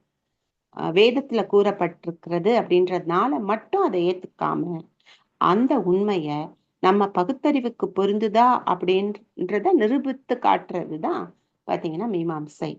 அப்போ வேதத்துல நிறைய விளக்கங்கள் இருக்கு. சிலர் என்ன சொல்றாங்க அப்படின்னா, வேதத்துல நிறைய விளக்கங்கள் இருக்கு, ஆனா நாம அதை எடுத்துக்கிற விளக்கம் சரியா தவறா அப்படின்றத ஆர்கியூ பண்றதா மீமாம்சை அப்படின்னு சொல்றாங்க. இதோடைய மிக பழைய நூல் எதுன்னா கல்ப சூத்திரம் அப்படின்னு சொல்லுவாங்க. இது சைமனி என்பவரால் இயற்றப்பட்ட மீமாம்ச சூத்திரமாகும். இந்த வேர்டு அடிக்கடி வருது. சூத்திரம் அப்படின்னா ஃபார்முலா அப்படின்றதுதான். இதற்கு பாஷ்யம் செய்தவர் தான் சபரமுனிவர் அப்படின்றவர். இதுக்கு பாஷ்யம் செய்தவர் அப்படின்னு சொல்லலாம். அடுத்ததாக வேதாந்தம். வேதாந்தம் அப்படின்றது தத்துவமாகவும் தனிச்சமயமாகவும் கருதப்படுகின்றது. வேதம் பிளஸ் அந்தம் அப்படின்ற சொல்லுடைய சேர்ந்ததுதான் வேதாந்தம். அதாவது அப்படி என்ன அப்படின்னா இறுதி அப்படின்னு அர்த்தம், கடை அப்படின்னு அர்த்தம். இத 3 பிரிவுகளா உள்ளடங்கியதுங்க. இது 3: அத்வைத்தா, வசிஷ்டா அத்வைத்தா, துவைத்தம் அப்படின்னு சொல்லிட்டு. இதுல இந்த அத்வைத்தம் அப்படின்னா அ பிளஸ் துவைத்தம். உலகம் அ அப்படின்னா இல்லை, துவைத்தம்னா ரெண்டு, ரெண்டு அல்ல அப்படின்னு, ஒன்று அப்படின்னு. நம்ம சுவாமிஜி கூட இந்த அத்வைத்த பிலாசபியை தான் நம்ம ஃபாலோ பண்றதும் இந்த அத்வைத்த பிலாசபி தான். அப்போ உலகம் நிலை பெயரற்றது அப்படின்றது அடிப்படை சூத்திரம். அப்புறம் பிரம்மம் என்ற ஒரு பொருளே உண்மை நிலையானது அப்படின்னு சொல்லிட்டு சொல்றாங்க. சங்கரர் தான் இந்த அத்வைதா கொள்கையை நிறுவியவர் அப்படின்னு சொல்லலாம். அடுத்தது பாத்தீங்கன்னா வசிஷ்டாத்வைத்தம் அப்படின்றது பரமாத்மா மட்டும்தான் உண்மை, அது தவிர வேற எதுவுமே கிடையாது அப்படின்றது சங்கரருடைய கொள்கை. உலகம், உயிர், இறைவன் ஆக இந்த 3மே உண்மை பொருள் தான். அப்போ இறைவன் தான் உயிர்கள் எல்லாத்தையுமே படைச்சாரு அப்படின்னு சொல்றாரு. அப்போ ராமானுஜர் என்ன சொல்ல வர்றாருன்னா, உலகம் உண்டு, உயிர்களும் உண்டு, அது எல்லாமே பிரம்மத்துக்கு விசேஷணங்கள். அதனாலதான் இந்த விசேஷணம் என்ற வார்த்தை தான் வசிஷ்ட அத்வைத்தம் அப்படின்னு போனது. இவர் பாத்தீங்கன்னா 11ஆம் நூற்றாண்டுல ஸ்ரீபெரும்புதூர்ல தோன்றினவர் தான் இவர். அடுத்தது பாத்தீங்கன்னா துவைத்தம். துவைத்தம்னாலே 2, ஆன்மாவும் இறைவனும் என்ன அப்படின்னா 2 தான் அப்படின்றது. ஆன்மா வேறு, இறைவன் வேறு, இவை 2 எனும் நிலை நீங்கி ஒன்றெனும் நிலையை ஒருபோதும் அடைவதில்லை அப்படின்றதுதான் மத்வருடைய கொள்கை. மத்வர் எங்க பிறந்தார் அப்படின்னா தென்னிந்தியால உடுப்பில பிறந்தவர். சரி, அடுத்தது பாத்தீங்கன்னா வேதத்தை மறுக்கும் தத்துவ முறைகள் அப்படின்னு சொன்னா இத நாத்திகம் அப்படின்னு சொல்லலாம். இதுல நம்ம உலகாயுதம் பார்ப்போம். சரிங்களா? இந்த 3 வேதத்தை மறுக்கும். எதெல்லாம் நமக்கு தெரியும்? உலகாயுதம், அப்புறம் பாத்தீங்கன்னா சமணம், பௌத்தம். இது எல்லாமே. இது உலகாயுதம் அப்படின்றது சாருவாக்கம் அப்படின்னு சொல்லுவாங்க. இது பாத்தீங்கன்னா அவங்க என்ன அப்படின்னா பிரத்யட்சத்தை மட்டும் ஒப்புக்குவாங்க. ஏனைய 2ஐயும் ஒப்புக்கொள்ளாம அவங்க இந்த உலகமும் நம்மளுடைய உடம்பும் மட்டும்தான் மெயின், உயிரும் இறைவனும் பொய் அப்படின்ற முடிவுக்கு வந்தவர்கள் தான் உலகாயுதத்தினர் அப்படின்னு சொல்லலாம். அப்பாவி மக்களை நம்ம வசப்படுத்துறதுக்காக சூழ்ச்சிகள் செய்து நரகம், சொர்க்கம் என்ற நிலைகளை எல்லாம் ஏற்படுத்தி மக்களை பயமுறுத்தி அது தவறான விஷயங்களை பரப்பப்படுவதாக அவர்கள் கூறுகின்றார்கள். இது எல்லாமே ஏமாற்று வித்தை, கட்டுக்கதை அப்படின்னு சாருவாக அறிஞர்கள் சொல்கின்றார்கள். அப்போ இது பாத்தீங்கன்னா பொருளியல் வாழ்வை அடிப்படையாக கொண்டது சாருவாக்கம். அடுத்தது சமணம். இது மகாவீர் அவங்கதான் இது முக்கியமான வழியாக சொல்லப்படுகின்றார். இவர் இந்த மதத்தை ஜைன மதம் அப்படின்னு சொல்லுவாங்க. ஜீனரின் வழி செல்பவர்கள் ஜெயினர், சமணர் அப்படின்னு சொன்னாங்க. ஜின் அப்படின்னா ஜி என்ற பகுதியை அந்த வேர்ட்ல இருந்து வந்ததுதான். ஜீனால ஜெயித்தல், வெற்றி பெறுதல் அப்படின்னு பொருள். ஜீனன் அப்படின்னா வெற்றி கண்டவன் அப்படின்னு பொருள். எதை அப்படின்னா மனதையும் பொறிகளையும் அடக்கி வெற்றி கண்டவர்கள் இவர்கள் அப்படின்னு சொல்றாங்க. இவங்களுடைய கொள்கை பாத்தீங்கன்னா எல்லா ஜீவனும் அஜீவனும் ஒன்றை ஒன்று சார்ந்துதான் இருக்கு. சோ பிறப்பு இறப்பு என்ற நீண்ட பயணத்திலிருந்து விடுபடணும், அதுக்கு கடுமையா அறக்கோட்பாடுகளை கடைபிடிக்கணும் அப்படின்னு சொல்லுவாங்க. இவங்களது முக்கியமான குறிக்கோள்கள் மும்மணிகள். அப்படின்னு சொல்லுவாங்க. அது என்னெல்லாம்னா நன்னம்பிக்கை, நல் அறிவு, நற்செயல் அப்படின்னு சொல்லுவாங்க. இவர் தான் கடைசி தீர்த்தரங்க. யாருன்னா மகாவீர் அவங்க தான். சரி, அடுத்ததா பார்த்தோம்னா பௌத்தம் போயிடலாம். இதெல்லாம் பிரீஃபா நம்ம நெக்ஸ்ட் சாப்டர்ல வருது, அது பார்த்துக்கலாம். இப்போதைக்கு நெக்ஸ்ட் சாப்டர்ல வருது. அடுத்தது பௌத்தம் அப்படின்னா இது கௌதம புத்தரால இயற்றப்பட்டது. சித்தார்த்தர் அப்படின்னு தான் இவருடைய இயற்பெயர். நேபாள நாட்டுல கபிலவஸ்துவில் உள்ள லும்பினி அப்படின்ற ஊர்ல அவரு சுத்தோதனருக்கும் மாயாதேவிக்கும் மகனாக பிறந்தவர். இவர் வந்து பாத்தீங்கன்னா வேத கருத்துக்கள்ல இருக்கிற கண்மூடத்தனமான அந்த நம்பிக்கையெல்லாம் சாடுறாங்க. அப்புறம் 4 உயரிய உண்மைகள் பத்தி அவர் பேசுறாரு. என்னன்னா, உலக மக்களின் வாழ்க்கை துன்பமயமானது, அதுக்கு காரணம் ஆசைதான். ஆசையை ஒழித்தல், ஆசையை ஒழிக்க எண்வகை வழியை மேற்கொள்ளல், விருப்பம், இச்சம், இச்சை, இப்படி பல விஷயங்கள், அந்த சின்ன சின்ன பற்று, இப்படி வந்து இந்த ஸ்லைட் டிஃப்ரென்ஸ் தான் ஆசைகளே ஒண்ணுக்கு இன்னொன்னு. அப்ப அதை எல்லாமே ஒழிக்கணும் அப்படின்னு சொல்றாங்க ஐயா. அதுக்கப்புறம் பாத்தீங்கன்னா அவங்க 8 ஃபோல்ட் பாத் அப்படின்னு சொல்லிட்டு வகை வழிகள் அப்படின்னு சொல்றாங்க. வாழ்க்கையை சிறப்பா வாழ்றதுக்கு நல்ல நம்பிக்கை, நல்ல எண்ணம், நல்மொழி, நற்பண்பு, நற்பணி, நல்ல வாழ்க்கை, நல்ல முயற்சி, நல்ல சிந்தனை, நல்ல தியானம், இதையெல்லாம் சொல்கின்றார்கள். சோ இதுதான் கௌதம புத்தாவுடைய 8 ஃபோல்ட் பாத். இதோட இந்த டாபிக் நமக்கு, இந்த லெசன் நமக்கு முடியுது. அடுத்த பாடம் போயிடலாம். சரி, வேத நூல்களின் யோக நூல்களின் அறிமுகம் அப்படின்றதுதான். இதுல பாத்தீங்கன்னா வேதங்கள் அப்படின்றது, வேதம் அப்படின்றது பாத்தீங்கன்னா தூய தமிழ்ல மறை அப்படின்னு சொல்லுவாங்க.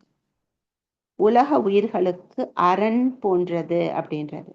பிறப்பு முதல் இறப்பு வரை எப்படி வாழணும், எப்படி பொருளீட்டணும், இறைவனை எப்படி அடையணும் அப்படின்னு இந்த உலக உயிர்களுக்கு மறைப்பொருள் மறையாக இறைவன் அருளியதுதான் நான்மறை அப்படின்னு சொல்றாங்க.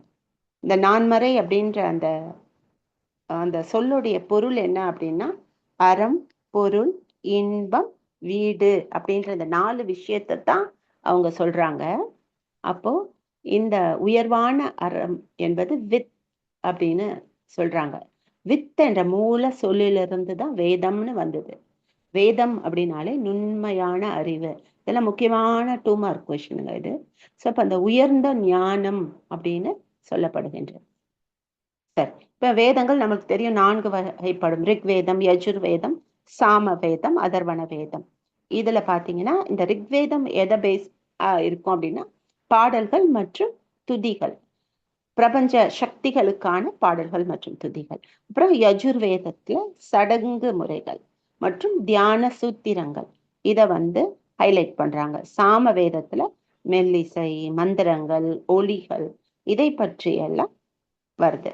அதுக்கப்புறம் அதர்வண வேதத்துல அன்றாட சடங்குகள், குணப்படுத்துதல் மற்றும் ஆரம்ப கால தத்துவங்கள் அப்படின்றது எல்லாம் வருகின்றது. இப்போ இந்த வேதத்தை 4 பகுதிகளாக பிரிகின்றார்கள். என்ன அப்படின்னா சம்ஹிதைகள். இதுல இந்த துதி பாடல்கள் மற்றும் பிரார்த்தனைகள் அப்படின்னா என்ன? சம்ஹிதங்கள்னா துதி பாடல்கள் மற்றும் பிரார்த்தனைகள் தான். இப்போ சொல்லுவோம் இல்லையா, இப்போ தனாகிருஷ்ண சங்கல்பம்னா 108 முறை சொல்லுங்க, திருப்பி திருப்பி திருப்பி சொல்றோம் பாருங்க, அதுக்கான பலனை கொடுக்கும்ன்ற மாதிரி இதெல்லாம் தான் அந்த இதுல வருது சம்ஹிதங்கள். அடுத்தது பாத்தீங்கன்னா பிரமாணங்கள் அப்படின்னா சடங்குகள். இந்த சடங்குகளை தெளிவா இன்ச் பை இன்ச்சா எதுக்கு எப்படி செய்யணும்ன்ற அந்த தெளிவோடு கொடுக்கறது தான் பாத்தீங்கன்னா பிரமாணங்கள். அப்புறம் ஆரண்யங்கள் அப்படின்னா காட்டில் செய்ய வேண்டிய முறை. இந்த தியானத்தையே காட்டுல எப்படி செய்யணும், ஓப்பன்ல செய்யக்கூடாதுன்னு சொல்லுவாங்கல்ல, ஆனா சில வழிமுறைகளை பயன்படுத்தி அங்கேயும் போய் காட்டுல அமர்ந்தவர்கள் தானே நிறைய அந்த காலத்துல, எப்படி செய்யணும் அப்படின்றது தான் ஆரண்யங்கள் சொல்றாங்க.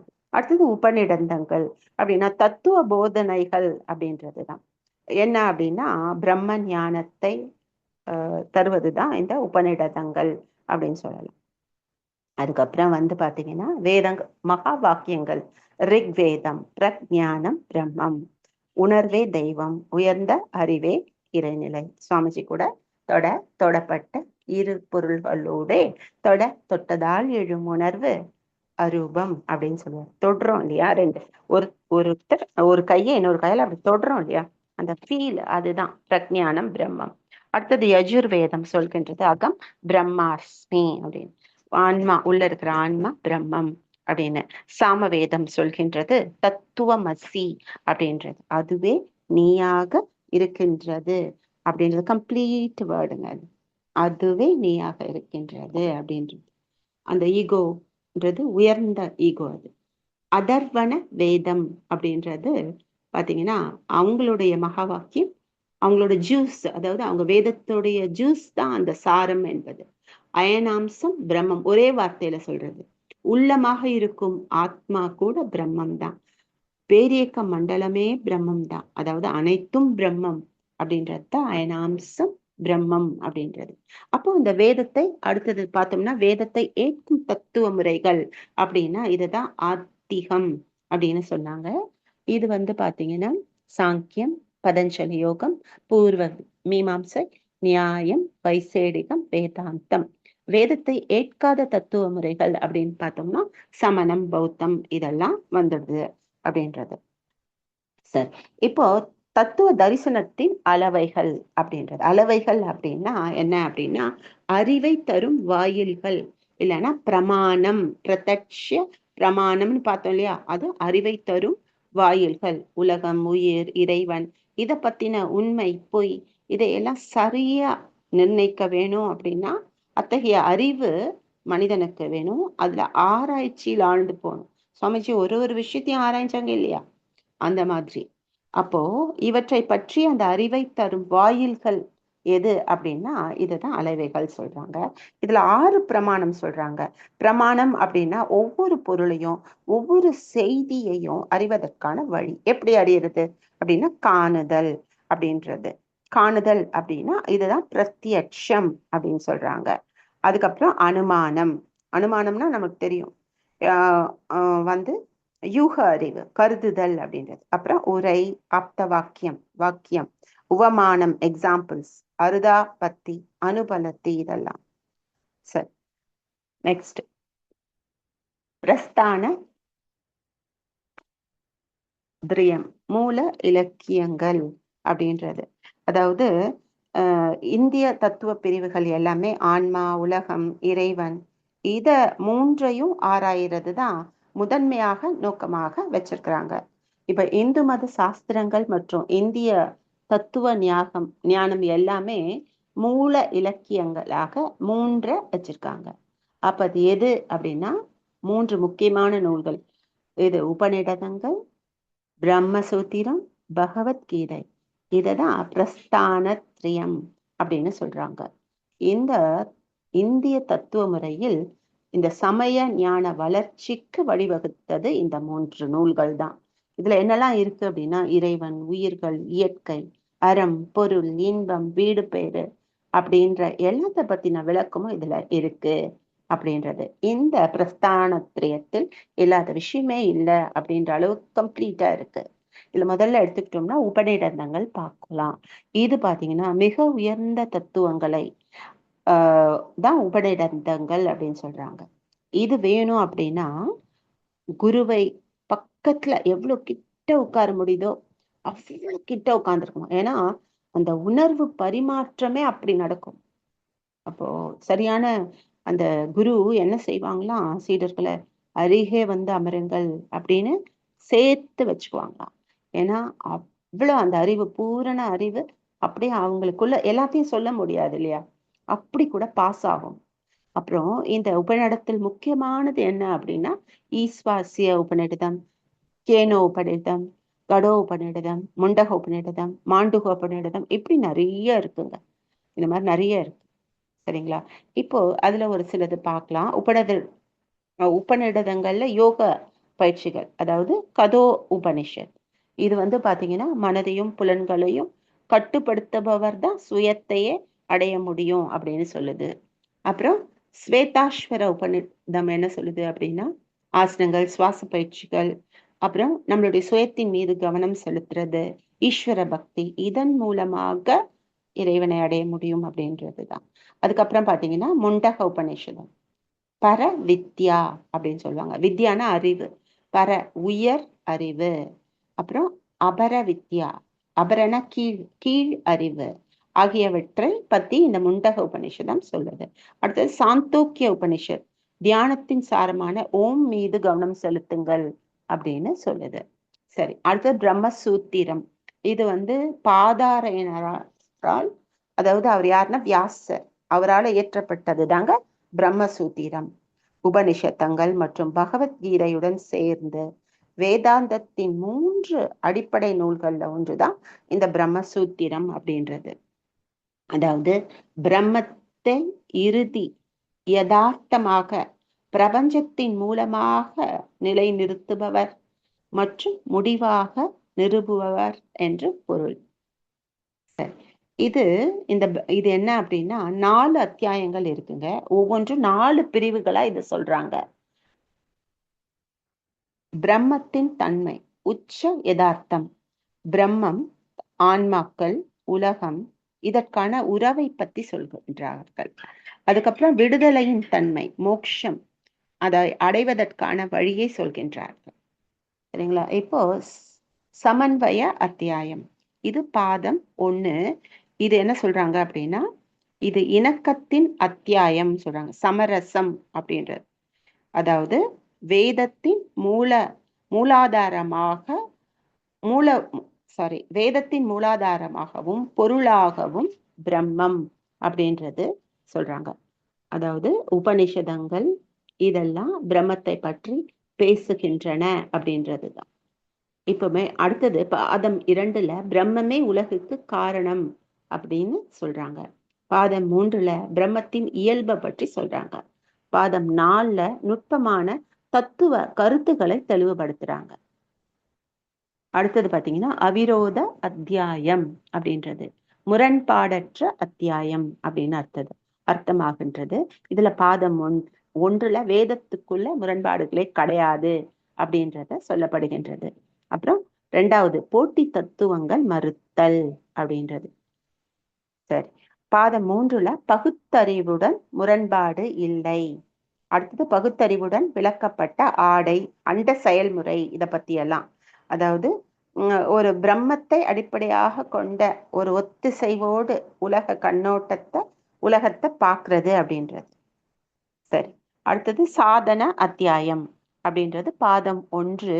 இது என்ன அப்படின்னா தகுதிகள் மற்றும் முன் நிபந்தனைகள் என்னெல்லாம் அப்படின்னா நம்பிக்கை, தியானம், துறவு, மன தூய்மை, இதை பத்தி எல்லாம் சொல்லப்படுகின்றது. அதுக்கப்புறம் ஆன்மீக துறைகளின் பங்கு அப்படின்னு, அதுல என்ன அப்படின்னா உபாசனா, தியானம், கர்மா, பக்தி, ஞானம், குருவின் முக்கியத்துவம், இது விவரிக்கப்படுகின்றது. பாதம் 3ல தனிப்பட்ட ஆன்மாவின் இயல்பும், பாதம் 4ல் விடுதலை நோக்கிய முன்னேற்றம். அப்போ இந்த தியானங்கள் வெவ்வேறு பகுதிக்கு இட்டு செல்கின்றன. அறிவு மட்டுமே இறுதி விடுதலையை தர முடியும் அப்படின்றது. சரி, பல முடிவில் அத்தியாயம் என்ன அப்படின்னா பாதம் 1ல விடுதலை பெற்றவரின் நிலை என்ன அப்படின்றது. அதுக்கப்புறம் பாத்தீங்கன்னா என்ன நிலை அப்படின்னா அனைத்து துக்கம் மற்றும் கர்மாவிலிருந்து விடுதலை, பிரம்மத்தை அடைதல் அப்படின்றதுதான் அதோடைய முழுமை. விடுதலைக்கு பிறகு ஆன்மாவின் இயல்பு பாதம் 2லும், பாதம் 3ல் விடுதலை பெற்ற ஆன்மாவின் பாதை என்ன அப்படின்றதையும், பாதம் 4ல் நிறைவு என்ன அப்படின்னா விடுதலையின் இறுதி மற்றும் நித்தியத்தை உறுதிப்படுத்துகின்றது அப்படின்றதுதான். இது பிரீஃபா நம்ம பார்ப்போம், அதனால சரி நெக்ஸ்ட் போயிடுவோம். பகவத்கீதை, இந்திய தத்துவத்தில் கீதை அப்படின்றதுதான். கீதை அப்படின்றது ஒரு அறநூல். காம, குரோத, லோப குணங்களை எல்லாம் விட்டொழிக்கிறதுக்காக இந்த நூல் அப்படின்னு சொல்லலாம். கீதை ஒரு யோக நூல், உடல் மற்றும் ஆன்மாவை பற்றிய சிறப்பை சொல்கின்றது அப்படின்னு சொல்லலாம். இந்து சமய உட்பிரிவுகள்ல பகவத்கீதை தான் ஆதாரமா இருக்கு. இப்போ உதாரணமா கீதையில இந்த கண்மம், பழிச்செயல் பதிவுகள் பற்றி ரொம்ப சிறப்பா சொல்லப்படுகின்றது. மீமாம்சை அப்படின்ற உட்பிரிவு கண்மத்துக்கு தான் முதலிடம் கொடுக்கின்றது. ஞானத்துடைய மேன்மை கீதையில் பெரிதளவு பேசுறாங்க.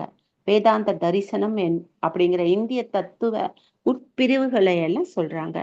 இப்ப கீதை என்பது ஒரு அறநூல்.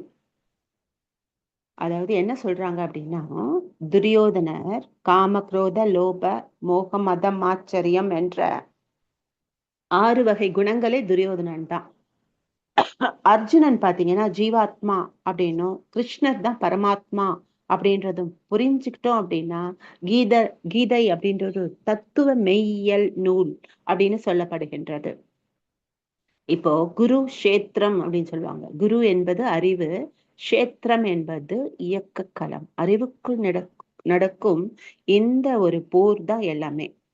ஆனா இது என்ன அப்படின்னா, இதுக்கு ஒரு அதிக ஒரு கவர்ச்சிய வர்ணிக்கிறதுக்காக மட்டுமே யுத்த களம் தேர்வு செய்யப்பட்டது அப்படின்னு சொல்றாங்க. சோ அந்த கீதை என்பதே ஒரு அறநூல் தான் அப்படின்னு சொல்லப்படுகின்றது. கீதையை ஒரு யோக நூல் அப்படின்னு சொல்றாங்க. வியாசர் மகாபாரதத்தில் விளக்க முடியாத உயிர் ரகசியத்தையும் பிரம்ம ரகசியத்தையும் விளக்கிய ஒரு உயர்ந்த நூல் எது அப்படின்னா கீதை தான். குருஷேத்திர யுத்தம் என்பது மனிதனுக்குள்ளே நடக்கிற போராட்டம் தான். சரிங்களா? இன்னும் என்னெல்லாம் இதுல சொல்லப்படுகின்றதுன்னா, கர்ம யோகம் அப்படின்றது செயல். அதாவது யோகம் அப்படின்னா தாமரை இலை தண்ணீர் போல முடிவுகள்ல பற்றுதல் இல்லாம தன்னலமின்றி கடமையை செய்வது அப்படின்றதுதான். தாமரை தண்ணியில தான் இருக்கும், அது வேர் பிடுங்கிட்டு வராது, அது மரணிக்காது, தண்ணியிலே தான் வாழும். ஆனா தண்ணீர் ஒட்டுமா அப்படின்னா ஒட்டாது. அப்படின்ற போலதான் பிடுங்கிட்டு வருவேன், நான் இருக்க மாட்டேன்னு சொன்னா அதோட முடிச்சிடும். ஆனா அங்கதான் இருப்பேன், ஆனா இப்படிதான் இருப்பேன் அப்படின்றது கர்மயோகம் அப்படின்னு சொல்றாங்க. செயல் முழுவதும் அர்ப்பண உணர்வோடு செய்வது கூட நான் அல்ல என்று செய்வது. கர்மயோகத்துல நிறைய, கீதையில நிறைய இம்பார்ட்டன்ஸ் கர்மயோகத்துக்கு கொடுத்திருக்காங்க. அடுத்தது பார்த்தோம்னா ஞான யோகம். உண்மையான ஆத்மா மற்றும் உண்மையற்ற பிரகிருதி இதுக்குள்ள இடையான வேறுபாட்டை புரிஞ்சுக்கிறது தான் பாத்தீங்கன்னா அறிவின் பாதை. இதுதான் ஞான யோகம் சொல்றாங்க. அடுத்தது பக்தி யோகம். அன்பு மற்றும் நம்பிக்கை மூலம் கடவுள்கிட்ட சரணடைய முடியும் அப்படின்றதுதான் பக்தி யோகத்துல சொல்றாங்க. ராஜயோகம் அப்படின்றது மனக்கட்டுப்பாடு மற்றும் செறிவு. அதாவது உள் ஒழுக்கம் பத்தி மனம் அலையும் போதெல்லாம் அதை திருப்பியும் சுயத்துக்கு கொண்டு போறதுதான் பாத்தீங்கன்னா தியான நிலை அப்படின்றது. கீதையில இறைவனை அடையும் வழிகளை சொல்றாங்க. கீதையுடைய அத்தியாயம் அப்படின்னு பார்த்தோம்னா, மகாபாரதத்துல 18 பருவங்கள்ல 6வது பருவத்துல, அதாவது பீஷ்ம பருவம்னு இதை சொல்றாங்க. இதுல பாத்தீங்கன்னா 25ல இருந்து 42 முடிய என்ன சொல்றாங்க அப்படின்னா, தத்துவார்த்த ரீதியாக 18 அத்தியாயங்களை சொல்றாங்க. மொத்தமா 700 பாடல்கள் இதுல இருக்குங்க. சோ அந்த அத்தியாயத்தின் தலைப்பு கூட யோகம் அப்படின்ற அந்த சொல்லால பிணைக்கப்பட்டுதான் இருக்கும். இந்த நூலோட உயர்ந்த நோக்கத்தையும் உள்ளார்ந்த ஒரு செம்பொருளையும் தான் குறிக்குது அப்படின்னு சொல்லப்படுகின்றது. அடுத்தது பாத்தீங்கன்னா யோக வாசிஷ்டம் அப்படின்றது. இப்போ முனிவர் வால்மீகியால எழுதப்பட்ட, இப்போ முனிவர் வால்மீகியால எழுதப்பட்ட 32,000 வசனங்கள்ல ஸ்ரீராமருக்கு குரு வசிஷ்டருக்கும் இடையே நடக்கிற உரையாடலை தான் யோக வாசிஷ்டம் அப்படின்ற நூல்ல விளக்கியிருக்காங்க. இது வேதாந்தம் குறித்த ஒரு தலை சிறந்த பொக்கிஷமாக கருதப்படுகின்றது இந்த நூல். அதாவது இந்த நூல்ல பாத்தீங்கன்னா என்னன்னா, ஞான தேடலுக்கும் முக்திக்கும் வழிகாட்டும் நூலாக இதை சொல்றாங்க. முனிவர் வசிஷ்டர் உற்று நோக்கிய மனம் பற்றிய பகுப்பாய்வை பத்தி சொல்றாங்க. யூகங்கள்ல ஆராய்ந்து எந்த அளவுக்கு தெளிவு பெறுறாங்க அப்படின்னு, நோய்க்கான காரணம், நோய்க்கான அறிகுறி, அதனுடைய விளைவு, அது எப்படி துன்பத்திலிருந்து அதை எதிர்கொண்டு தீர்வு பெறுது, இது எல்லாமே சொல்றதுதான் அந்த யோக வாசிஷ்டம் அப்படின்ற புக்கோடைய நோக்கம். அடுத்தது பாத்தீங்கன்னா 6 பிரகரணங்கள் அப்படின்றது. யோக வாசிஷ்டம் 6 பிரகரணங்களை கொண்டது. அது என்ன அப்படின்னா, வைராக்கிய பிரகரணம், முமுக்ஷு விவகார பிரகரணம், உற்பத்தி பிரகரணம், ஸ்திதி பிரகரணம், உபசம பிரகரணம், நிர்வாண பிரகரணம். இப்போ இந்த வைராக்கிய பிரகரணம் அப்படின்னா இந்த உலகம், அதுக்கப்புறம் பாத்தீங்கன்னா இந்த உலகம், அப்புறம் பிரகரணத்தம், இதுல நிலையில்லாத தன்மை பத்தியும் யோகம் வியாதிகளை பற்றியும் விளக்குறாங்களாம். 1500 ஸ்லோகம் இருக்கா இந்த வைராக்கிய பிரகரணத்துல. அப்போ இதுல ராமருடைய கேள்விகள் அடங்கிய பகுதி தான் ரொம்ப முக்கியமானது. பயனற்ற செல்வம், மனிதனுடைய அகம்பாவம், ஆசையினால என்ன துன்பம் வரும், இதற்கான பதில்கள் மற்றும் விளக்கங்களை தான் இந்த வைராக்கிய பிரகரணத்துல சொல்றாங்க. அடுத்தது முமுட்சு அப்படின்றது. முமுட்சு அப்படின்னா அதாவது மனித முயற்சி எந்த அளவுக்கு அவங்க அவ்வளவு தீவிரமா இருக்காங்களோ அந்த சீடர்களை முமுட்சு அப்படின்னு பேர் கொடுப்பாங்க. மோட்சத்தை அடையறதுக்கு நாம எந்த வழியை பின்பற்ற அந்த வழிகளை இந்த நூல்ல சொல்லியிருக்காங்க. இதுக்கு 1000 ஸ்லோகங்கள் இதுக்கு சொல்லியிருக்கிறாங்க. அப்போ மனித துன்பத்துக்கு என்ன காரணம், மோட்சம் அடையும் வழிகள் என்ன, இதுக்கு சாஸ்திரங்களை ஆராய்ச்சி செய்யறது, குரு உபதேசம் பெறது, சொந்த ஞானம், இதெல்லாம் முயற்சி மூலம் அடைய வேண்டியதை அடைய முடியும் அப்படின்றாரு வசிஷ்டர் இந்த நூல்ல. அப்புறம் விடாமுயற்சியை சிறு வயது முதலே அதை எடுத்துக்கிட்டு பக்தி மற்றும் முயற்சியோடு இருப்பதுதான் இந்த யோகத்துல, இந்த நூல்ல சொல்லப்படுற விஷயங்கள். அதுக்கப்புறம் அதுல என்ன சொல்றாங்க அப்படின்னா, சம்சாரத்தை கடக்கிறதுக்கு 4 வழிகளை சொல்றாங்க. என்ன அப்படின்னா, சந்தோஷம், மகிழ்ச்சி, பரம லாபத்தை தருகின்றது, பெரியவர்களின் சேர்க்கை சரியான மார்க்கத்தை காட்டுகின்றது, விசாரணை ஞானத்தை அளிக்கிறது, சமகுணமோ எல்லா ஐஸ்வர்யத்தையும் மேலான பரமசுகத்தை நிலப்பெற செய்கின்றது அப்படின்னு 4 விஷயம் சொல்றாங்க. சம்சாரத்தை கடந்தா அதனால சந்தோஷம், மகிழ்ச்சி அப்படின்றது. அப்புறம் பெரியவர்களுடைய சேர்க்கை, அப்புறம் விசாரணை, நமக்குள்ளேயே நம்ம விசாரணை அகத்தாய்வு செய்யறோம் இல்லையா, சுய விசாரம் சொல்றோமே அது. அந்த எல்லாத்தையும் ஏற்றுக்கொள்ற தன்மை, இதுதான் சமகுணம் அப்படின்னு சொல்லப்படுகின்றது. அடுத்தது பாத்தீங்கன்னா உட்பத்தி பிரகரணம் அப்படின்றது. இது பிரபஞ்சம் பிரம்மத்தில் அடங்கி இருக்கிறது அப்படின்னு சொல்லப்படுகின்றது. பிரம்மம் நம்மால் எவ்விதமாக கருதப்பட்டாலும் அவ்விதமாக தோற்றம் மற்றும் உணர்ச்சியை கொடுக்கின்றது. பிரபஞ்சம் பிரம்மத்தை தவிர வேறு அல்ல. இந்திரியங்களுக்கு புலப்படாதது பந்தம் இல்லை அப்படின்றது சொல்லப்படுகின்றது. அதாவது இதுலயும் பாத்தீங்கன்னா அந்த ஜீவன் முக்தி நிலையை அடையறதுக்கு இடைவெளியாத அந்த முயற்சி வேணும் அப்படின்றதான் அவங்க சொல்றாங்க இந்த உற்பத்தி பிரகரணத்துல. பிரம்ம அப்பியாசம், ஞான அப்பியாசம் அப்படின்னு சொல்றாங்க. இதுல ஞான அப்பியாசம் தான் பரமார்த்த நிலையை அடைய முடியும் அப்படின்றதெல்லாம் சொல்றாங்க. சரி, அடுத்தது பாத்தீங்கன்னா ஸ்திதி பிரகரணம் அப்படின்றது. இது பாத்தீங்கன்னா இது அகங்காரத்தை பற்றி விளக்குகின்றது. அகங்காரமே 3 வகைன்னு சொல்றாங்க. பிரபஞ்ச விவகார ஈடுபாட்டு மூழ்கி இருப்பது அப்படின்றது, அது அழிக்கப்பட வேண்டும். எப்பயுமே ஏதாவது மைண்ட் கீழேயே இருக்கிறது, புலன் இன்பம் அப்படியே ஈடுபாட்டிலே இருக்கிறது. பிரம்மத்தில் ஒரு அணுவாக தன்னை நினைத்து உயர்ந்த நிலையில் இருக்கும் அகங்காரம், நானும் இறைவன் தான் அப்படின்ற அந்த உயர்ந்த அகங்காரம், அதுவே இதுவாக இருக்கின்றது அப்படின்ற அந்த உயர்ந்த அகங்காரம் உயர்ந்தது, அதுல நிலை பெறணும் அப்படின்றது. அப்புறம் தானே பிரம்மம் என்று உணர்ந்து சம பார்வையுடன் இருப்பது.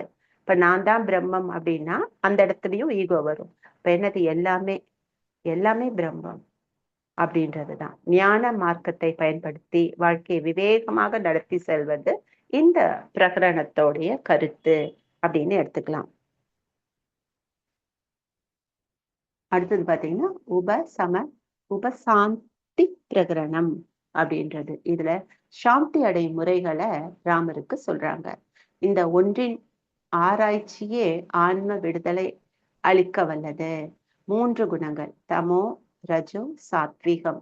இதுல சாத்வீகம் குணம் கொண்டவர்களால தான் எளிதாக ஞானத்தை அடைய முடியும் அப்படின்றதுதான் சொல்றாங்க. அதாவது அஞ்ஞானம் தேகத்தை பாதிக்காதாம், ஆன்மாவையும் பாதிக்காதாம், ஆனா மனதை மட்டும் பாதிக்கும் சொல்றாங்க இதுல. அடுத்தது பாத்தீங்கன்னா நிர்வாண பிரகரணம் அப்படின்றது. நிர்வாண பிரகரணம் அப்படின்னா வாசனையை அழிப்பது, மனதை அழிப்பது அப்படின்றது. ஹில் யோர் மைண்ட் அப்படின்றது தத்துவ ஞான பயிற்சி. பிரபஞ்சத்துக்கு அப்பால் உள்ள சத்து, சித்து, ஆனந்தம், நிர்வாண வடிவான பிரம்மா, ஆன்மாவை பற்றி, அப்புறம் அநேக முக்தி அடைந்தவர்களின் சொரூபம் பற்றியும் 14,500 ஸ்லோகங்கள்ல இத பத்தி சொல்றாங்க. அதாவது ஞானி என்ன அப்படின்னா தேகத்தையும் அதனால உருவாகிற முயற்சி அசத்தியம் அப்படின்றது தெரிஞ்சு செயல் செய்வதால் சம்சாரம் விருத்தி அடைவதில்லை. எதை என்னன்னு சொல்லணுமா, இது எல்லாமே அசத்தியம்தான், சத்தியம் கிடையாது. அப்ப எந்த ஒரு பார்வையும் எப்படி இருக்கணும்னு சொல்றாங்க, சத்தியத்தை நோக்கியே இருக்கணும். அப்படி இருந்தா அந்த சம்சாரம் விருத்தி அடையாது அப்படின்னு அப்படின்னு சொல்றாங்க. அந்த சமயத்தில் அஞ்ஞானி என்ன பண்றாங்க அப்படின்னா தேக உணர்ச்சியை தான் சத்தியமா பாவிக்கிறதுனால சம்சாரத்துல ஈடுபட்டு நிறைய துன்பத்தை பெருக்கிக்கிறாங்க. அப்ப சுத்த ஞானி ஆத்ம ஞானத்தை அனுபவமாக கொண்டவர் அப்படின்றதுதான் இந்த இடத்துல தெரியுது. அடுத்தது பாத்தீங்கன்னா யோக சூத்திரங்கள் அப்படின்றது அஷ்டாங்க யோகம். அதாவது இதுல 2வது பாதம், அதாவது சாதனா பாதத்துல அட்டாங்க யோகத்தை பத்தி சொல்றாங்க. இந்த படிநிலைகளை எல்லாம் சொல்றாங்க. இந்த முதல் 2 அங்கங்கள்ல இயமம் நியமம் படிநிலைகளை பற்றி முழுமையாக விளக்குறாங்க. அதுல இயமம் என்ன அப்படின்னா அஹிம்சை, சத்தியம், அஸ்தேயம், பிரம்மச்சரியம், அபரிகிரகம் அப்படின்றது. அஹிம்சைனா நமக்கு தெரியும், வன்முறை இல்லாம இருக்கிறது. சத்தியம்னா உண்மையே பேச வேண்டும். அப்புறம் சத்தியம் உணர்ந்து வாழ்வது அப்படின்றது, பரிபூரண சத்தியத்தை உணர்ந்து வாழ்வது. அப்புறம் அஸ்தேயம்னா மற்றவங்களுடைய பொருளை திருடக்கூடாது. அப்புறம் பிரம்மச்சரியம் அப்படின்னா புலனடக்கம் அப்படின்றது, அதாவது புலன்களை ஆற்றலை முறைப்படுத்தி ஞான மார்க்கத்தோடு இணைக்கிறது தான் பார்த்தீங்கன்னா பிரம்மச்சரியம் அப்படின்றது. அடுத்தது இந்த அபரிகிரகம் அப்படின்னு சொல்றாங்க. என்ன அப்படின்னா பற்றற்ற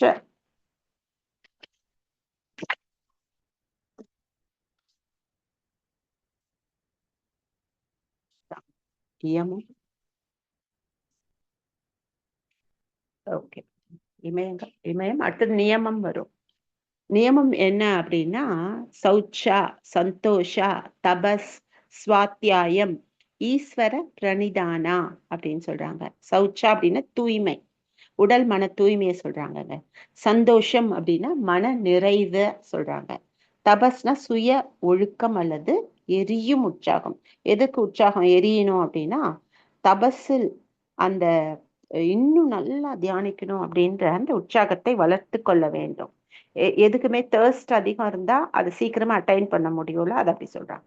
ஸ்வாத்தியாய அப்படின்னா சுய ஆய்வு மற்றும் சுய பிரதிபலிப்பு. யோகம் பயில அப்ப வந்து தொடக்கத்திலையும் முடிவிலும் உடல் எப்படி உணர்கின்றது அப்படின்றத உன்னிப்பா கவனிக்கிறது அப்படின்றது தான். தவம் முடிஞ்சோடனே கைகளை தேய்ச்சி உடனே கண்ணில் ஒத்தி டக்குன்னு எழுந்துருவோம். அப்படி இல்லாம அப்படி கண்களை மூடி இந்த உணர்வு நிலையை அப்படியே கவனிச்சு அமர்ந்து அப்போ அந்த வித்தியாசத்தை உணர்ந்த முடியும். அதுதான் சொல்றாங்க. அடுத்தது பாத்தீங்கன்னா ஈஸ்வர பிரணிதானா, ஒரு உயர்ந்த சக்தியை பற்றி சிந்திக்கிறது, இல்லைன்னா சரணடைகிறது அப்படின்றது. இதெல்லாம் இந்த நியமமாக இதுல எல்லாமே சொல்லப்படுகின்றது. அதுக்கப்புறம் பாத்தீங்கன்னா பிரதிபக்ஷ பாவனம் அப்படின்றது. சரி, இது என்ன அப்படின்னா துன்பத்தில் தரும் அதிகார பரவல் தன்மையை எதிர்கொள்ள பிரதிபக்ஷ பாவத்தை வளர்த்து கொள்ள வேண்டும். பிரதிபக்ஷ பாவனம் அற்புத போதனி. எதிர்மறை எண்ணங்களை நேர்மறைய வலுவூட்டுகளால் மாற்ற முடியாவிட்டாலும் அவற்றை தொந்தரவான பாதையில் நிறுத்த முடியும். அதாவது இப்போ ஒரு துன்பம், ஒரு தொந்தரவு நமக்கு ஏற்படுதுன்னு வச்சுக்கோங்க. அப்ப எதிர்மறை எண்ணத்தோடு ஒருத்தர் நம்ம வந்து அணுகிறாரு அப்படின்னு சொன்னா நம்மளுடைய பார்வை நேர்மறையான பார்வையாக, அதாவது அதுதான் அந்த நேர்மாறான பார்வையை தான் பிரதிஷ பாவனத்தை வளர்த்து கொள்ளணும் அப்படின்னு அறிவுறுத்தப்படுகின்றது இதுல பிரதிபக்ஷ பாவனம் அப்படின்றது. இந்த சூத்திரத்துல பதஞ்சலி வந்து இந்த எதிர்மறையாய் பற்றி எச்சரிக்கின்றார். எதிர்மறை எண்ணங்களான பேராசை, கோபம், மாயை இதெல்லாம் நமக்குள்ள நம்ம கவனிச்சு அதை போக்கணும் அப்படின்னு சொல்றாங்க. அப்புறம் எதிர்மறை எண்ணங்களை உணர்ச்சி நிறைந்த நேர்மறை வலுவூட்டல்களால் மாற்ற முடியாவிட்டாலும் அவற்றின் தொந்தரவான பாதையில் நிறுத்த முயற்சிக்க வேண்டும் சொல்றாங்க.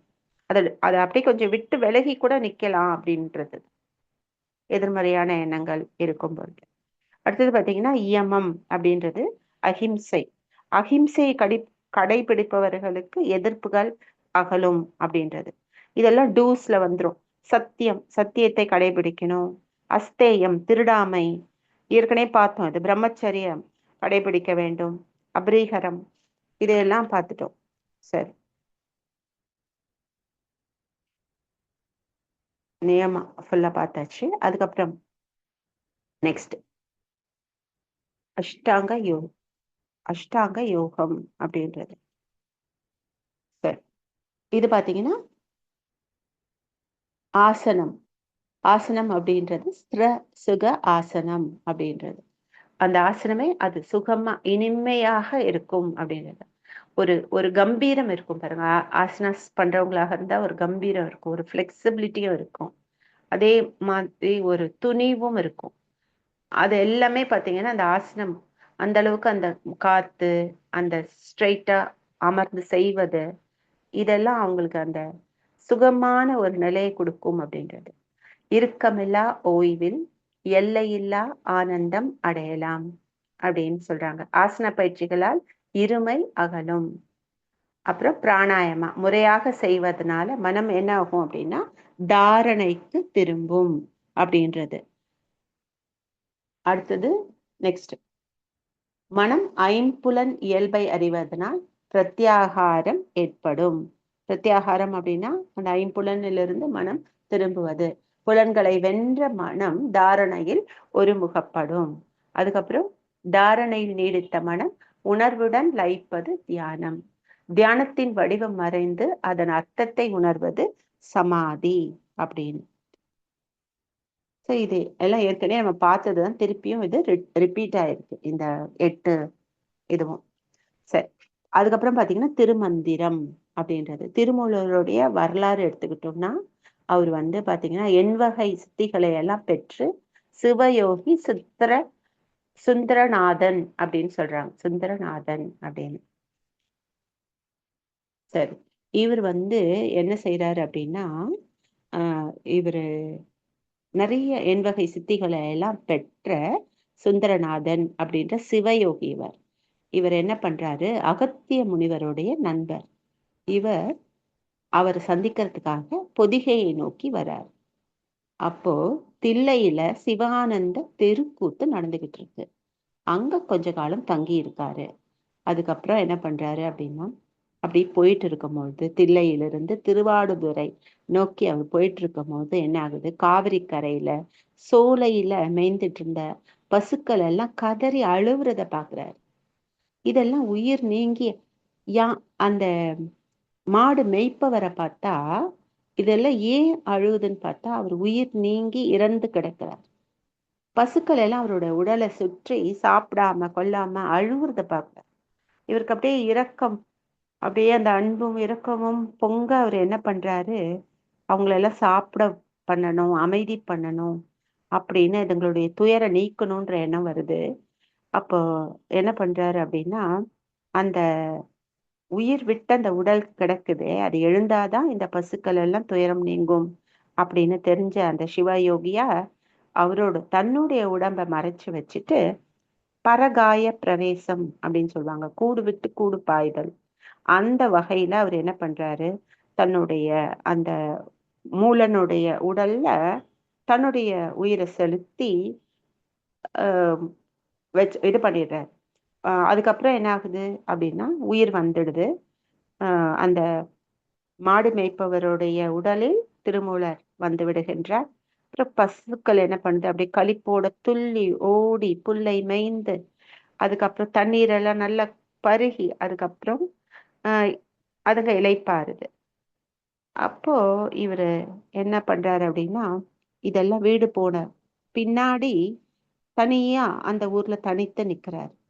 அப்ப மூலனுடைய மனைவி சிவயோகியர் நின்ற இடத்த வந்து பாக்குறாங்க. அப்ப அவர் சொல்லிடுறாரு, நீ என்ற மாதிரி எனக்கு என்கிட்ட எந்த உறவும் கிடையாது அப்படின்னு பொது மடத்துல புகுந்து சிவயோகத்துல அப்படியே அமர்ந்துடுறாரு. ரொம்ப அவங்க மனைவி துன்பப்பட்டு பெரியவர்கள் கிட்ட எடுத்து சொல்றாங்க இந்த மாதிரி அப்படின்னும் பொழுது அவங்க வந்து பாக்குறாங்க. இவர் பார்த்தா இவருடைய தவநிலையை பார்த்தோன்னே இவர் பார்த்தா ஜீவன் முக்தர் மாதிரி இருக்கிறாரு. குடும்ப வாழ்க்கைக்கெல்லாம் இவர் ஈடுபட மாட்டார் அம்மா அப்படின்னு அவங்கள அனுப்பிச்சுடுறாங்க. அதுக்கப்புறமா அவர் என்ன பண்றாரு அப்படின்னா தன்னுடைய மறைத்து வைத்த தன்னோட உடலை தேடி போறாரு.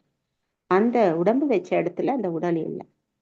அப்போ சிவபெருமான் உயிர்களிடம் கொண்ட கருணையினால என்ன பண்றாரு அப்படின்னா இவரை அப்படியே அந்த இதுலயே மூலர் உடல்லயே வாழட்டும் அப்படின்ற அந்த நிலைக்கு தன்னை நிறுத்தி இருக்கார் அப்படின்னு சொல்லிட்டு என்ன பண்றார், முற்றறிவினால உணர்ந்துக்கிட்டு திருவாடுதுறை திருக்கோயிலுக்கு போறார்.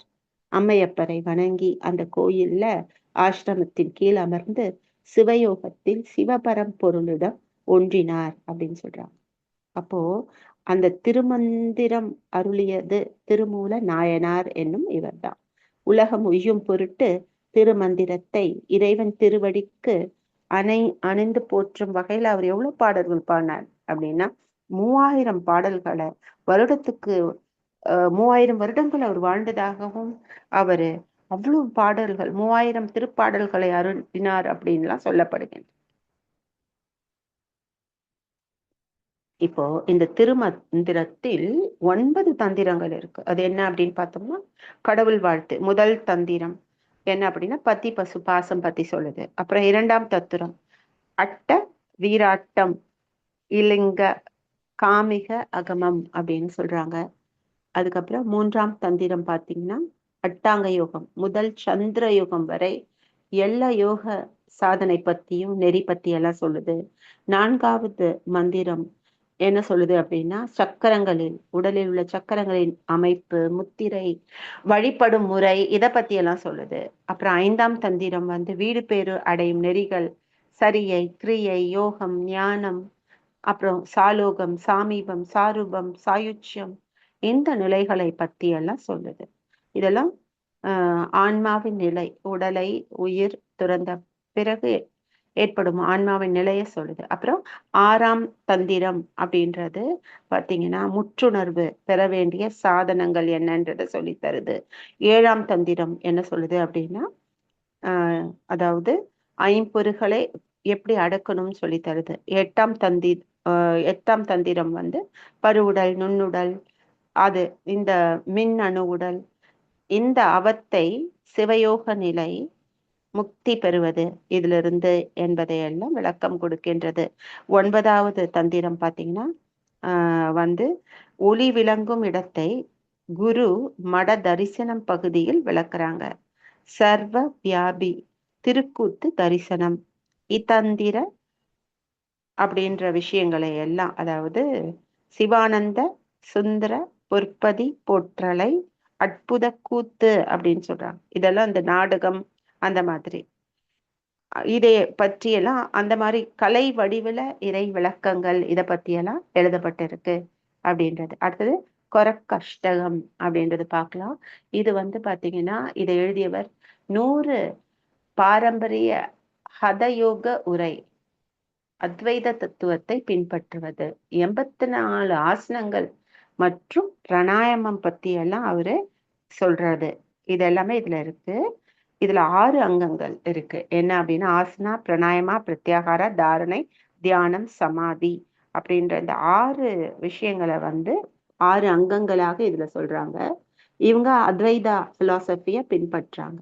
பல்வேறு பிராமணங்களை பற்றியும் இந்த நூல் சொல்கின்றது. அடுத்தது பார்த்தீங்கன்னா ஹட யோகா அப்படின்றது உடல் மனம் மற்றும் ஆன்மாவிற்கிடையே சமநிலை ஏற்படுவதின் நோக்கத்தை இது சொல்லுது அப்படின்றது. ஹத யோகாவின் பொருள் என்ன? ஹ அப்படின்னா சூரியனையும், த அப்படின்னா சந்திரனையும் சொல்லுது. ஹத யோகா அப்படின்னா உடலுக்குள் இருக்கிற எதிர்மறையான மற்றும் நேர்மறையான ஆற்றல்கள் ரெண்டுத்தையுமே, எதிர்மறை நேர்மறை ரெண்டுத்தையுமே சமநிலைப்படுத்துவது. ஹத்த அப்படின்னா வலுவான அர்த்தம், தீவிரமான அர்த்தம், மனதை வலுப்படுத்தும் பயிற்சியை தான் சொல்லுது. இப்ப ஹத யோகாவுடைய முக்கியமான அம்சம் என்ன அப்படின்னா உடல் தோரணைகள், அதாவது ஆசனங்கள். இதன் மூலமாக உடலை ஆரோக்கியமா உறுதியா வைத்திருக்க நிறைய தோரணைகளை அவங்க கொடுக்குறாங்க. அது சுவாச கட்டுப்பாடு, சுவாச பயிற்சி, அப்புறம் உடல் மற்றும் மன சமநிலை, அப்புறம் உணர்வு நிலையை மேம்படுத்துவது, புனிதப்படுத்துவது, உடல் மற்றும் ஆற்றல் அமைப்புகளை சுத்திகரிப்பது, விழிப்புணர்வுக்கு இட்டு செல்வது, இப்படி நிறைய சொல்றாங்க. அடுத்தது ஹத யோக பிரதீபிகா அப்படின்றது. இது 15ஆம் நூற்றாண்டில் சுவாமி ஸ்வத்மார ராமரால் எழுதப்பட்ட ஒரு பாரம்பரிய கையேடு நூல் இது. இத சதுரங்க யோகா அப்படின்னு சொல்றாங்க. இது 4 கால்கள் கொண்ட யோகாவும். ஆசனா, முதல் கால் வந்து ஆசனாவாம், ரெண்டாவது ஷட்கர்மா, அப்புறம் பிராணாயாமம், 3வது அத்தியாயம் முத்ராக்கள், பந்தங்கள், 4வது அத்தியாயம் சமாதி நிலை. ஸோ இது இப்படி அதையெல்லாம் ஃபார்ம் பண்ணும் அப்படின்னு சொல்றாங்க. சரிங்களா? ஸோ 10 இயமங்கள், 10 நியமங்கள், 8 பிராணாயாமங்கள், 10 முதிரைகள், அப்புறம் சமாதி, அதோடைய 4 நிலைகள், இப்படி நிறைய விஷயங்களை இந்த ஹதயோகா பிரதீபான்ற நூல்ல இருக்கு. அடுத்தது பார்த்தீங்கன்னா அடுத்த நூல் ஹத ரத்னாவலி. இது கிபி 1625ஆம் வருடம் எழுதப்பட்ட ஒரு பாரம்பரிய நூல். இது ஸ்ரீனிவாச யோகி அவர்களால் எழுதப்பட்டது. இத சதுரங்க யோகா அப்படின்னு சொல்றாங்க. இதுக்கும் 4 அங்கங்கள், அது டேபிள்ஸ் அது சொன்னாங்க இல்லையா, அந்த மாதிரி. அதே போல இதுவும் 4 அங்கங்கள், சதுரங்க யோகான்னு சொல்றாங்க. மகா யோகாவை பற்றி பேசுகின்றது. மந்திர யோகா, லய யோகா, ராஜ யோகா, மகா யோகா, 8 சுத்திகரிப்பு செயல்கள், இதெல்லாம் உடலில் இருக்கிற கொழுப்பு மற்றும் நச்சுகளை எப்படி சுத்தம் பண்றது, அப்புறம் 9 வகையான கும்பகங்கள் எப்படி பிராக்டிஸ் பண்றது, 84 ஆசனங்களை எவ்வாறு செய்வது, சமாதி மட்டும் அதோடைய நிலையை பத்தி எல்லாம் சொல்றாங்க இதுல. அடுத்தது பாத்தீங்கன்னா கரண்ட சம்ஹிதா அப்படின்றது. இது 17ஆம் நூற்றாண்டுல எழுதப்பட்ட ஒரு பாரம்பரிய ஹத யோகா உரை. இதோடைய குரு யாரு அப்படின்னா கெரண்டாவுக்கு சீடரான சந்தக பாலிக்கும் இடையிலான உரையாடல் வடிவத்துல அது அமைஞ்சிருக்கும். குருவும் சீடனும் பேசிப்பாங்க, அந்த மாதிரி இருக்கும். இதெல்லாம் மொழி பார்த்தீங்கன்னா சுத்தமா நம்மளுக்கு புரியவே புரியாது. அந்த அளவுக்கு இந்த வார்த்தைகள்லாம் அவ்வளோ பழமையான, சுத்தி ரொம்ப அந்த ஆதி காலத்துல அந்த தமிழ் நமக்கு சில வார்த்தைகள் புரியவே புரியாது. அந்த அளவுக்கு அவங்களுக்குள்ள அந்த உரையாடல், அதன் மூலமாக ஞானத்தை எப்படி கொடுப்பதுன்றத அதுல சொல்லியிருப்பாங்க. 7 அங்கங்களாக கொண்ட யோகா அல்லது கட்டஸ்த யோகா அப்படின்னு சொல்றாங்க. இது சுத்திகரிப்புக்கான ஷட் கர்மாக்களை பற்றி சொல்றாங்க, ஆசனத்தை பற்றி சொல்றாங்க. இதுலயும் 84 ஆசனங்கள் பெயர்கள் குறிப்பிடப்பட்டிருக்கின்றன. ஆனா 32 ஆசனங்களுக்கு மட்டும்தான் இதுல விளக்கங்கள் இருக்கு இந்த புக்ல. 25 முத்திரைகளை சொல்றாங்க. பிரத்யாகாரம் அப்படின்றது, பிரத்யாகார நுட்பங்கள், இதெல்லாம் சொல்றாங்க. 8 பிராணாயாம பயிற்சிகளை கொடுக்குறாங்க. அப்புறம் தியானத்துல 3 வகைகளை சொல்றாங்க. அப்புறம் தனிமைப்படுத்துறதுக்கான 6 சமாதிகளை பற்றி சொல்கின்றார்கள் அப்படின்றதுதான். அடுத்தது பாத்தீங்கன்னா சிவ சம்ஹிதா அப்படின்றது. இது பாத்தீங்கன்னா 17ஆம் நூற்றாண்டில் எழுதப்பட்ட ஒரு பாரம்பரிய ஹத யோக உரை அப்படின்னு சொல்லலாம். இதுல அத்தியாயம் 1ல பாவ செயல்கள் தான் துன்பத்திற்கு காரணம், நல்ல செயல்கள் மகிழ்ச்சிக்கு வழிவகுக்கும், அதனால நல்ல செயல்களை செய்யணும், தீய செயல்கள் செய்தா மறுபிறவைக்கு நீளும், இப்படியெல்லாம் சொல்றாங்க. அப்புறம் நல்ல மற்றும் கெட்ட செயல்களையும் திறந்து ஞானத்தில் ஈடுபடணும். நல்லது கெட்டது எதுவுமே இருக்காது. குணம் அப்படின்றது குணாத்மனேன்னு ஒரு நிலை இருக்கு இல்லையா, அந்த மாதிரி எந்த குணமும் அற்றன்னு சொல்லுவோம் இல்லையா, அந்த மாதிரி. அப்புறம் பாத்தீங்கன்னா இந்த அத்தியாயம் 2ல 3,50,000 நாடிகள் இருக்கான். அதுல முக்கிய நாடிகள் 14. அந்த 14 நாடுகளின் தலைமை நாடி எதுனா சூஷ்மண நாடி, இடகலை நாடி, பிங்கள நாடி. இந்த 3ல் அந்த சூஷ்ம நாடி தான் யோகிகளுக்கு மிகவும் உயர்ந்த மற்றும் பிரியமான நாடிகள் என்று சொல்கின்றார்கள். அடுத்தது பார்த்தீங்கன்னா 10 பிராணங்கள், குருவின் முக்கியத்துவம், 4 ஆசனங்கள் பற்றி சொல்றாங்க. நாடி சுத்தி பிராணாயமா, ஒரு நாளைக்கு 4 முறை உடலை சுத்தி 4 முறை நாடி சுத்தி செய்யணுமா. உடலை எப்படி உணவு சாப்பிட்றதை விட முக்கியம், இதை செஞ்சுட்டு தான் உணவே சாப்பிடுவாங்கன்ற அளவுக்கு. அதுக்கப்புறம் பார்த்தீங்கன்னா 11 முத்திரைகளை விளக்குகின்றார்கள். அப்புறம் அத்தியாயம் 5ல விடுதலைக்கான தடைகள், மந்திர யோகா, ஹட்ட யோகா, லய யோகா, ராஜயோகா, இதையெல்லாம் அவங்க சொல்றாங்க அப்படின்றதுதான். அடுத்தது பார்த்தீங்கன்னா சித்தாந்த பதாதி, இதோட ஆசிரியர் கொரக்ஷநாத் அப்படின்றவர். இவர் தத்துவ கருத்தை விரிவா சொல்லியிருக்காரு இந்த புத்தகத்துல. இதுல 350 வசனங்களை கொண்ட மிகவும் முறையா எழுதப்பட்ட நூலுன்னு சொல்லலாம். இதுல 6 உபதேசங்கள் அத்தியாவசியம். அதாவது இதுல வரிசையா ஒரு 6 அத்தியாயம் பிரிச்சிருக்காங்க. இத முதல் அத்தியாயத்துல 10 நாடிகள், 10 வாயுக்கள் இத சொல்றாங்க. அதுக்கப்புறம் ஆன்மாவிலிருந்து, அதாவது ஆன்மாவுக்கு பெயர் இல்லாதது, அது எப்படி தோன்றும் அப்படின்னு அந்த பரிணாம செயல்முறையை விவரிக்கின்றது இந்த அத்தியாயம் 1ல. அத்தியாயம் 2ல பிண்டத்தை பற்றிய சிந்தனை, சக்கரங்கள், பிண்டம்னா உடல்னு தெரியும் நமக்கு, அஷ்டாங்க யோகாவை கொண்ட மனித உடலை பற்றி சிந்தனை. அத்தியாயம் 3ல பாத்தீங்கன்னா உடலை பற்றிய ஆழமான நுண்ணறிவு, அதை சொல்றாங்க. 4வது அத்தியாயத்துல பிண்டத்துடைய அடிப்படை, குண்டலினி யோகம் பற்றி சொல்றாங்க. இதுல பிரபஞ்சத்தை பற்றியும் சொல்றாங்க 4வது அத்தியாயத்துல. 5வது அத்தியாயத்துல அதாவது கர்மா, காமத்தின் ஒற்றுமையின் நிலை பத்தி, நுண்ணிய மற்றும் காமத்தின் ஒற்றுமை நிலை, குருவின் முக்கியத்துவம், இதை பத்தி எல்லாம் சொல்றாங்க. என்ன சொல்றாங்கன்னா குருவை விட பெரியது எதுவுமே கிடையாது அப்படின்னு 5வது அத்தியாயத்துல சொல்றாங்க. 6வது அத்தியாயத்துல என்ன சொல்றாங்க அப்படின்னா தூதனால் மட்டுமே ஒரு சீடரை யோக பாதையில் துவக்க முடியும் அப்படின்றது. அவதூத யோகி அனைத்திலும் உயர்ந்த நிலையை அடைந்தவர். அவருதான் உயர்ந்தவங்களை தூக்கி விட முடியும் அப்படின்னு சொல்றாங்க. அடுத்தது நாரத பக்தி சூத்திரம் அப்படின்றது. இது நாரத முனிவரால் அருளப்பட்ட பக்தியின் பாதையை பற்றிய விளக்குற ஒரு புக்கு. இதுல 84 சூத்திரங்கள் இருக்கு. இந்த நூல் பக்தி மற்றும் ஆன்மீக வளர்ச்சியை ஆழமான நுணுக்கங்களை ஆராயுது இந்த நூல். இது பார்த்தீங்கன்னா அன்பு செலுத்துறது, பக்தி யோகத்தை ஆராய்வது, பக்தி உணர்வு ரீதியான அர்ப்பணிப்பு, இதையெல்லாம் சொல்றாங்க. சடங்குகள், பூஜைகள், இதை பத்தி எல்லாம் உயர்ந்த ஒரு உள்ளார்ந்த அனுபவம், அதெல்லாம் சொல்றாங்க. அடுத்தது யோக ரகசியம். இது பார்த்தீங்கன்னா இந்த நூல் திருமலை கிருஷ்ணாச்சாரியார் அவர்களால் தொகுக்கப்பட்டது, எழுதப்பட்ட நூல் அப்படின்னு சொல்லலாம்.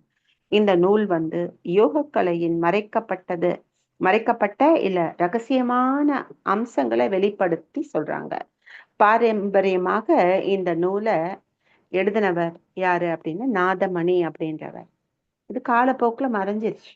அதுக்கு பின்னாடி கிருஷ்ணமாச்சாரியார் என்ன பண்ணாரு அப்படின்னா ஒரு தருணத்துல அது அவரிடம் இருந்து வெளிப்பட்டது அப்படின்னு நம்பப்படுது.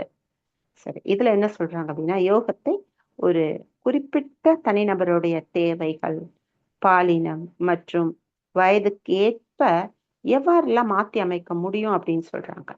இது ஆசனங்கள், பிராணாயமா மற்றும் யோகத்துல மற்ற கூறுகளை விரிவான அந்த பயன்பாடுகளை உள்ளடக்கியது.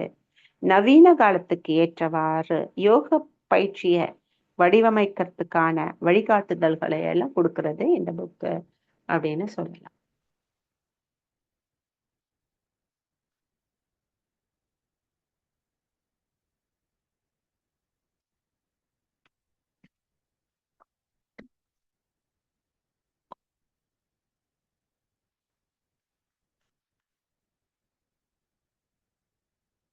வாழ்க வளமுடன். 2 சாப்டர் முடிஞ்சிருக்கு.